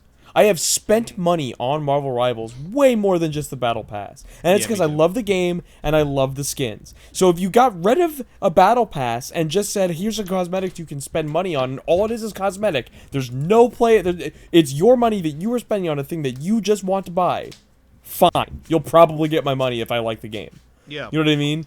But that's the thing. I will pay for the thing if it's good. Exactly. Okay. Yeah. Okay. Can I continue? Oh, okay. Yeah, go on. I'm sorry. Yeah, go ahead. Sorry. No, trust me. This is something that does need to be talked about. Like, I agree with everything that you guys said. But we're not done. Damn. All right. Jesus. All right. So while this whole entire thing is happening, did I also mention that they actually went ahead and increased the amount of money that you need in order to get the premium currency? Oh, that's my favorite. Ooh, that blows. That blows. Yeah. So we have that. And then also, most recently, there has been a type of... It's not even just recently. They have been releasing these very interesting types of skins. The first type of skin that they decided to go ahead and release is called a mythic variant, or a mythic variant skin. What it basically is just a recolor for a skin that's already been released that was of very high quality. And I really do mean it's just a recolor, because it's the same skin, but let's say instead of purple, it's red. Guess how much that skin costs? $250. Oh yeah. $250. Yeah, because the only way you can get it is through a freaking through a loot box system. And the only way to guarantee that you're gonna get it is after a certain amount of rolls that you do, and if you don't get it, Well, if you don't get it up to that certain amount of rolls, which is costs $250 as a whole, you are guaranteed to get it. But maybe you get it earlier. You never know. It's by chance. You mean to tell me? But again, they're charging $250 for a gacha for a fucking recolor? we're gonna get further into this because I'm still not fucking done. Oh my. Oh my. I'm gonna use a potty break. So You continue. I actually bottles. I want you me. to look up a skin. Okay, I'll look I it up. want you to look up Dark Cosmic Jin. Dark Cosmic Yeah, Jin. spelled Okay. Jhin. Dark Cosmic Jhin. Jhin. Okay, yeah. Dark Cosmic Jin. Okay, yeah. You see how that skin looks?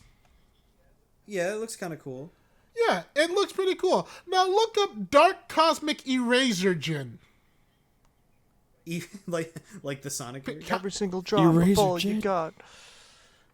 Erasure Jin. Got it. Okay. That looks like it's the same exact thing, but That's what they're selling you. it's so fucked up. And they've done this for multiple skins. They've actually just released a new one. Again, you can only get that through a gacha system. If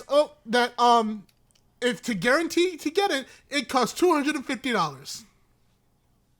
That's so screwed up. Like gacha's been like a fucking plague on games lately, but that's actually ridiculous. You know me. I'm the person that used to like playing Genshin, but also still likes playing Honkai Star Rail. I'm okay with gacha to an extent. At least when I did it for freaking, Honkai Star Rail or freaking Genshin, I was guaranteed a new character with a new kit. Not a skin for the same fucking character, but in a different color. That's the thing too, is that like even back in Overwatch with like loot boxes, it's like you just earned that shit on like a level up. Yeah. And with gachas, any gacha that I am playing, I'm not spending money. I'm playing the game and getting the currency in game, and then doing like a 10 pull when I have enough. That's like, fair. And that used to be the thing that you could do in League, where you could earn those gachas. You can't anymore. Now, you thinking, okay, it can't get much worse. I don't like where this is going. So, as I told you about, we got Arcane Season 2, right? Yeah. So, in order to commemorate it, Steve, I want you to look this one up this time. Oh no. Sure. Oh god, he's having us all look stuff up. I just want to make sure that I'm actually getting it right. Because I forgot the name of this one. All right. Okay. I want you to look up Arcane Fractured Jinx. Okay. Do you see the skin? I do. Decent looking skin, right? Yeah. Now, if I told you that it costs maybe about $20 to get, would you pay for that? $20 for that? $20, which, by the way, it comes with 3 different versions that you can change between in the middle of game. Yeah. Okay. Yeah, that's fine. What if I told you that skin is also worth $250? You gotta be fucking kidding me, bro. I'm not. Because League decided that that after the glorious thing with the mythic variant skins, that they're going to release these new things called exalted skins that Exalted skins, great. that basically are like supposed to be on par with like legendary skins, but they never are. That again, you can only get through a gacha system, but not the same gacha system as the mythic variant skins. But not the Keyblade you and I use. It's from a different gacha system. So if you wanted to get like a mythic variant skin and the arcane fractured skin, you would have to pay $500 in order to get both of them. I'm also looking at, like, you said it comes with 3 skins. I'm looking at the comparison. Yeah, there's a clear difference between one and the other. You know, one has her hair and, like, little bobs, and she has, like, a little coat. And then the third one is just, like, exactly the same, but her gun is green now. Yeah. Oh my god. What the hell? Oh, is it like the faker one? Oh no, With I'm orange? actually It's getting to exactly the same. I'm actually getting to that. It is I'm actually getting to exactly that. the same. Okay. Keep on cooking, Brandon. I'm So loving this skin is $250, and they're still doing this type of shit. They did it with this champion. They did it with another champion they set, and Peter. Oh, hey, how's it going? I want you to look up a skin for me. Sure. All right. I want you to look up the San Uzal Mordekaiser skin. So the name San is spelled Sahn, and Uzal is Uzal. Everyone at home, you can do it Oh too. yeah, trust me. No. If people know about this, they know. Okay, let me see. All right. I see it. I see the Mordekaiser skin. Yeah. It's pretty bad because not only this is also an exalted skin, by the way, $250. What if I told you that it had the same exact animations as the base skin? Oh, man. Then what's In a game even that's the- top down and you can barely fucking see it anyway. Oh man. And Yeah, because half of Riot's champions are from fucking 2010. Wait, check out this Still sick to this day. check out this sick animation I got with this skin behind an object. Oh shit. but it has less animations than a skin that costs $15. I actually know someone who spent the $500 on a skin. Oh in yeah, I know Legends. exactly which skin he's talking about because I'm about to get to that one next. Yeah. Oh. So, we have the whole entire Exalted Skin debacle. We have the removement of Hextech chest. We have the Mythic variants. You think they couldn't get much worse, could they? I don't like where this sentence is going. Do you know who Faker is? Shadow? Yeah. No, isn't it like an esports player or something? Yes, he is known. He is known as the best player in League of Legends and probably one of the most popular esports players in the world. League decided that they wanted to make a skin for him for a champion of his choosing that will immortalize him in the game. So we're thinking, okay, that's pretty good. And How are they gonna fuck it up? we're about to get there. So they go ahead, release a trailer for it, and it looks decent. It looks good. Guess what?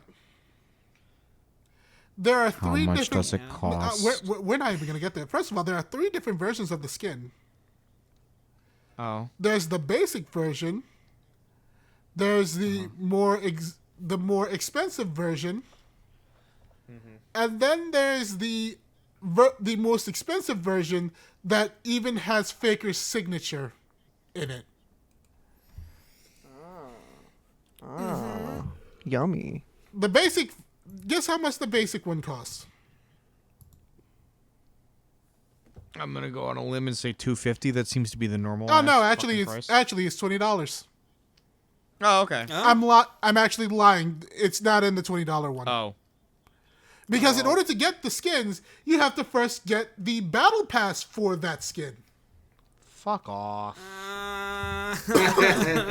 And the basic version isn't in the $20 one, which is the cheapest one that you can get. Oh god. It comes with a different skin for another champion he plays, which is LeBlanc. But But it's not even. it's not skin. it's not the one even that you his skin. it's not even the one that people wanted. The one that people wanted is for a champion named a lot of people you should know this, especially if you're porn addicts. Ari. Don't have to fucking call me out like this, Brandon. But basically, no, because she's basically like, it's Ari, aka Leaks Fox Girl. Yeah, I fucking, Yeah, I fucking know who Ari is. All right. Look, man, I know very little about League of Legends characters aside from the ones who show up in Arcane. I know who Ari is. Yeah, listen. Yeah, I'm a fan of KD8. Okay. Listen, so am I. But we're gonna keep on going. All right. So now the second version of this, we finally get to the basic version. How much do you think that battle pass costs? Way too much money. $50. $100, $50. That's still too many monies. That's still a lot. Too many monies? All right. All right. So maybe you want the more expensive version of Ari's skin. I don't. Some people do. Okay. So okay. like you get to the second version. How much does that one cost? There's our $250. Almost $200. Okay. And then finally, guess how much the most expensive one costs? I'm scared to ask. $500. That's asinine. You. That is asinine. By the way, this isn't a battle pass. That once it's gone now. It'll never come back. Bro, that's such dog shit. So that is such that like goes absolute. It goes bullshit. way beyond like trying to milk money out of your player base. That's just straight up extortion. Bro, I also like. I couldn't even fathom the idea of spending $500 on a single cosmetic in one video game. You have any idea how many fucking games I could buy with that? I could buy a whole fucking console with that. I couldn't imagine spending $500 even on a video game. Yeah. I have a friend who has the skin. Continue. Oh, trust me, there was a whole entire campaign of if anyone actually bought the skin, immediately everyone camped him and destroyed them. But yeah, my friend got flamed. My friend got flamed. Yeah, because everyone agreed that this is shit, and then the people who bought it, we look at them like, you bought the fucking skin? Oh no, sorry, I lied. He only got up to the 200 one. Still, people flamed him for that. I know, Sorry, I know my they bad. did. Oh, obviously. But so yeah, this is also this is FOMO, and it's expensive as all shit. Yeah.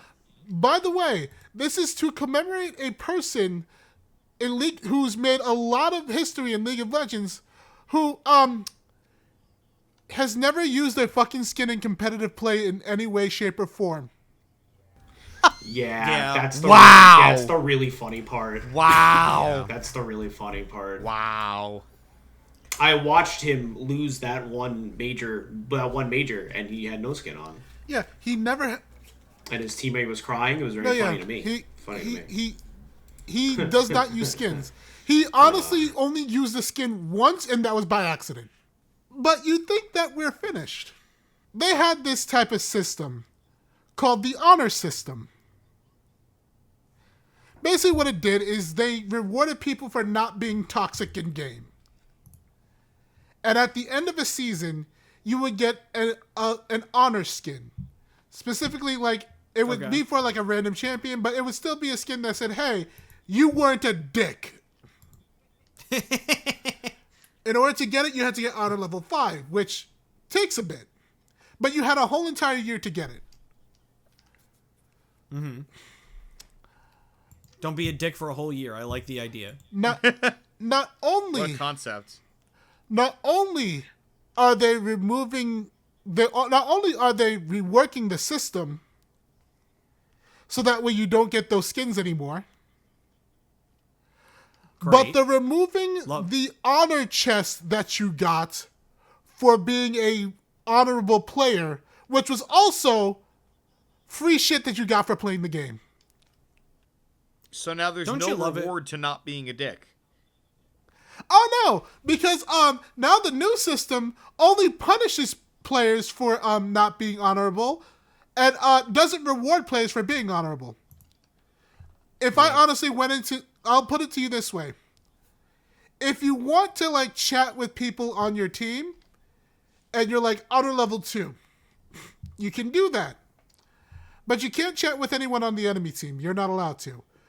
Also, there's a system called pings. Basically, it's a way, like, if you don't want to type out anything, that you can let people know, like, if someone's missing from your lane, if you're on your way to objective, you can communicate with your team without typing anything out. It's a good system. They're about to limit how much you can ping something with the honor system. That sounds like the number one way to make this game really unfair. Yeah. You want to know? Because now you're giving players abilities that other players don't have. It's very much a horrible system, and everything has just been going downhill. And honestly, at this point, if you were to look up the videos for League of Legends recently, the top comments would be about, why did you get rid of Hextech chests? When are you bringing back Hextech chests? Oh, this is cool. I can't wait to earn this in my Hextech chest. So Riot, I need you to start listening to your fucking players, because you're getting some of the most nicest creators in your content creators that love your game to now not want to play it anymore. Yeah, you're losing people. You're starting to lose people. You already have competition with Marvel Rivals, and now even Overwatch is starting to do better because people like the new changes. So either start doing something, or you're gonna lose everything. Your ass better start coming to Jesus, or else you're fucking gonna go to hell. Damn. That goes hard. And that's everything. All right. Yeah, Phil? Riot Games sucks. I think you wanna- Coolsville sucks. I think Coolsville does suck. Phil, you want to talk about your Limp Bizkit real quick? Talk about Limp Bizkit. Yeah, they've revealed the trailer for the intro for Devil May Cry, the Netflix series that's coming out in April, and to my surprise, it had a Rollin by Limp Bizkit. Holy moly! That's fucking awesome. It was Can really I- cool. So funny. Can I Holy say a moly. YouTube comment I read that literally summed up the whole thing? Sure. If this wasn't on Capcom's official channel, I would have thought this was. I would have believed it. Yeah. Yeah, No, yeah. I thought the conversation with me and my friends went, ain't no way, is this real? God, I hate it.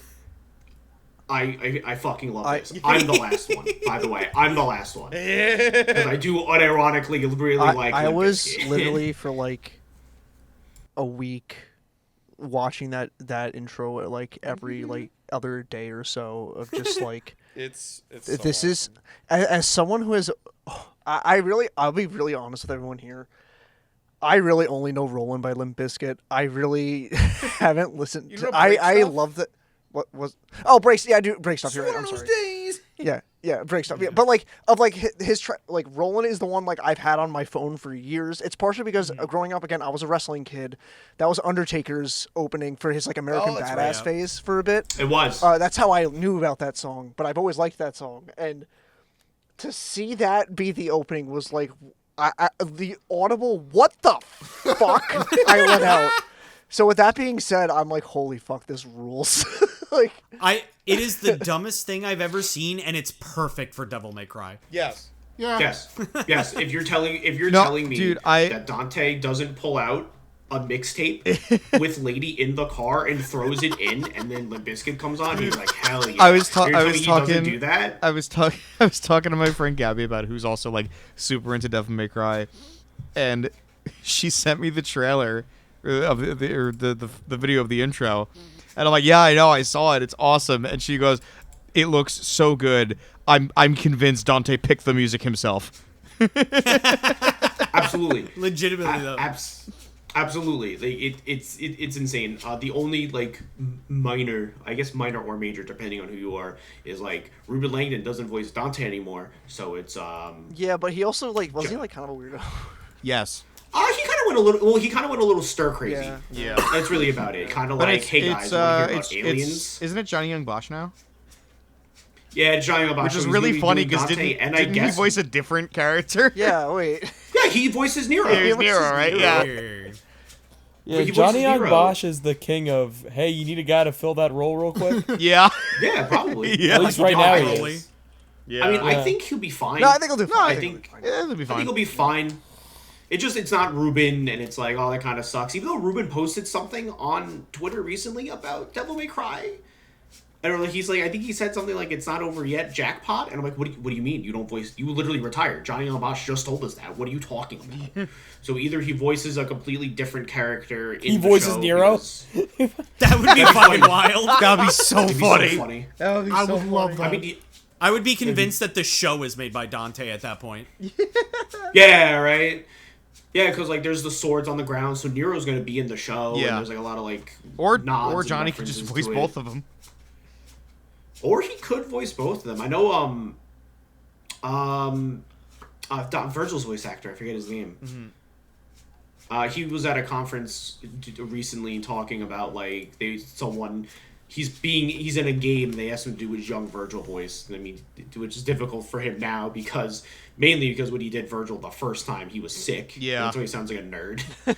He sounds like a stupid nerd. He's so cool, by the way. Virgil's so cool. But yeah, I waited. I couldn't. I'm like, I can't believe this. It's so funny. It's awesome. Let's go. Yeah, it's unfortunate. It's always slightly weird because the showrunner did like a Power Ranger short, not very strong, and he did a Punisher one, which is really good. So we're in the middle now. We're like, okay, come on, rules of 3. Is this gonna be a boom or a doom? I think it's gonna be cool. Is it gonna It's be give? fun. Am I gonna give it 5 big booms? No. Yeah, right. And the only concern is like it's all the campiness is like what preventing it from being a legitimate good adaptation or be Wahoo fun pizza man, you know. So like I'm excited for it. I think it's going to look really cool. It uses stuff from the manga, which is the rabbit guy. I don't know what he does. So that's it, really. Like it's just really funny, and just Limp Bizkit in 2025 is really funny. I know, it's awesome. And I really want that. And I really want that Ultima tweet to be true. I want that to be true. Oh, what so that bad. he has to that he has. I guarantee he it is has contractually in his done it. contract. I guarantee it's not true solely because it's an Ultima tweet. He does that Please shit let it be true. all the time. I want Fred so Durst to be a bard. from what I looked up, it is in. And again, it's like sources are weird, so it's like it's probably not true because I can't find a single like reliable source for it. But like there was like one podcast that did say that he was like contractually obligated to be in like any video game that uses his music. That's why he's. But stacked up but they specifically said video game, so that's why I'm like. Okay. And again, the only source I could find is a random podcast. So I'm So like, maybe that's not really they were reliable. bullshitting too. Yeah, exactly. It's like they could have been just joking because they're like, oh, Fred Durst was in WWE whatever game. It's so funny. All right, that's it on my end.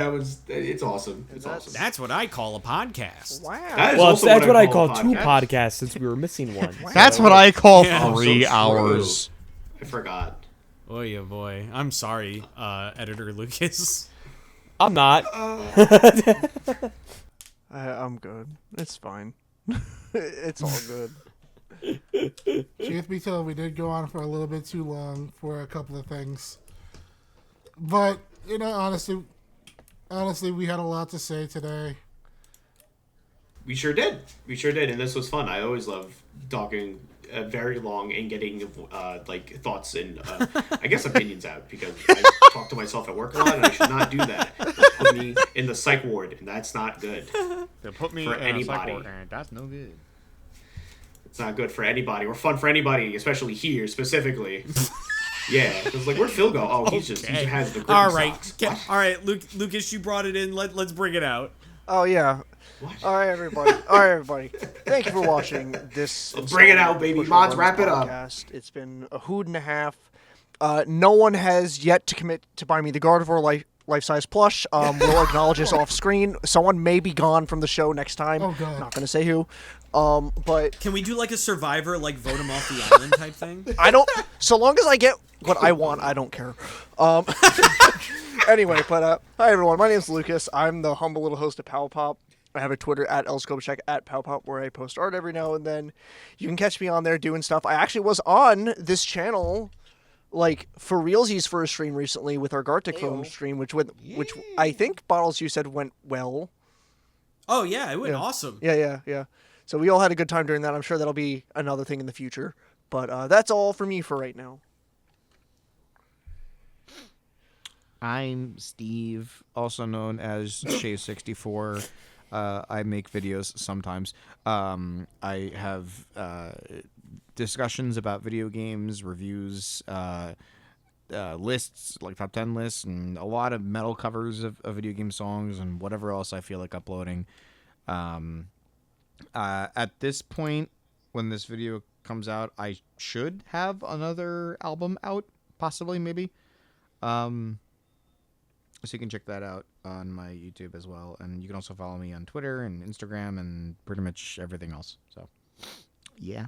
Hey, how's it going, y'all? This is Brandon here. I hope you enjoyed my little rantings. Sometimes I do them on Twitter, too, at SoulCrow1. You can also find me on Blue Sky at, at Capri93. Unfortunately, Capri1 has been taken.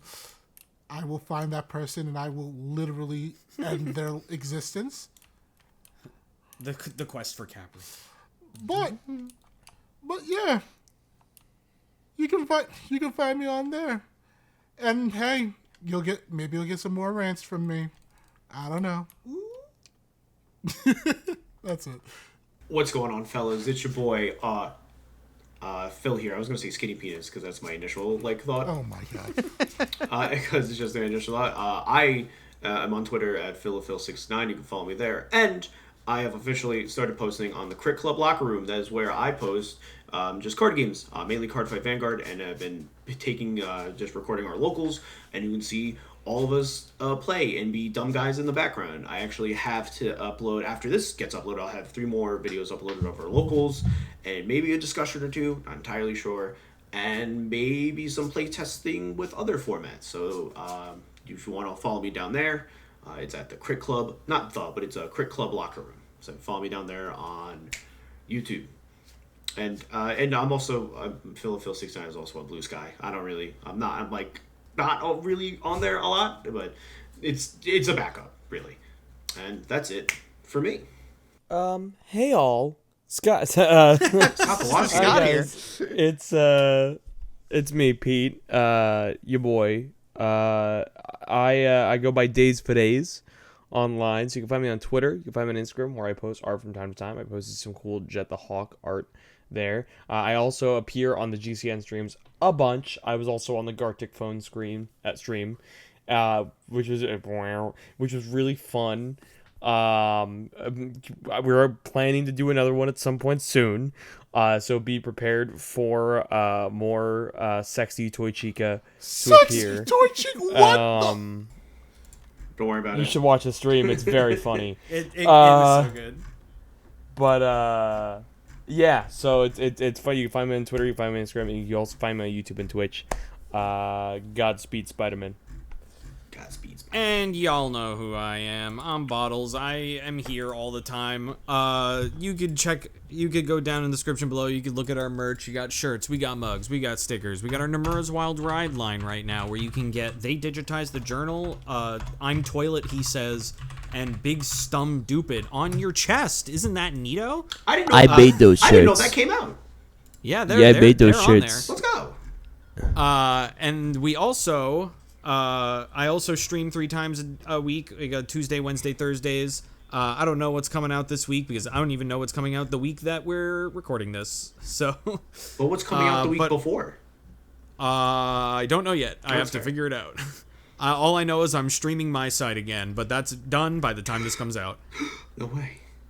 But yeah, if you like what you heard, please like, comment, and subscribe if you want to see more podcasts and streams and videos like this one. And hit that bell to know what comes out when. And if you become a channel member, that would also be really good too. That's a good way to support the channel. The more money we have, the more we can do for you guys. But yeah, that's about it from me. So who wants to say the goodbye? Goodbye, everyone. I hope to remember you in therapy. That's not the goodbye. It's a goodbye. Until we meet again. Until we meet again, my friends. Apparently, one of us will be missing next time. We'll see who it is. Yeah, who's it gonna be? I think it's gonna be Pete. I hate that. It's guy. gonna be you should really vote- funny. vote One in of the us comments actually below. Can't make it next time. Yeah, I also think it's gonna be me. There's And- Vote in there's the an comments easy below. way Vote in the to comments below. there's an easy way to confirm that you won't be missing next time. Not buying you the Gardevoir. No, that if you buy it, you're safe. Oh, So you want 5? this is when Lucas receives 6 Gardevoirs. 6? Hey man, all I'm saying, chop chop. Oh my I god! want. I would want a Last Supper image where it's Lucas surrounded by all the gladiators. Suffering. I gotta get out of here. Suffering from success. They hate me because they ate me.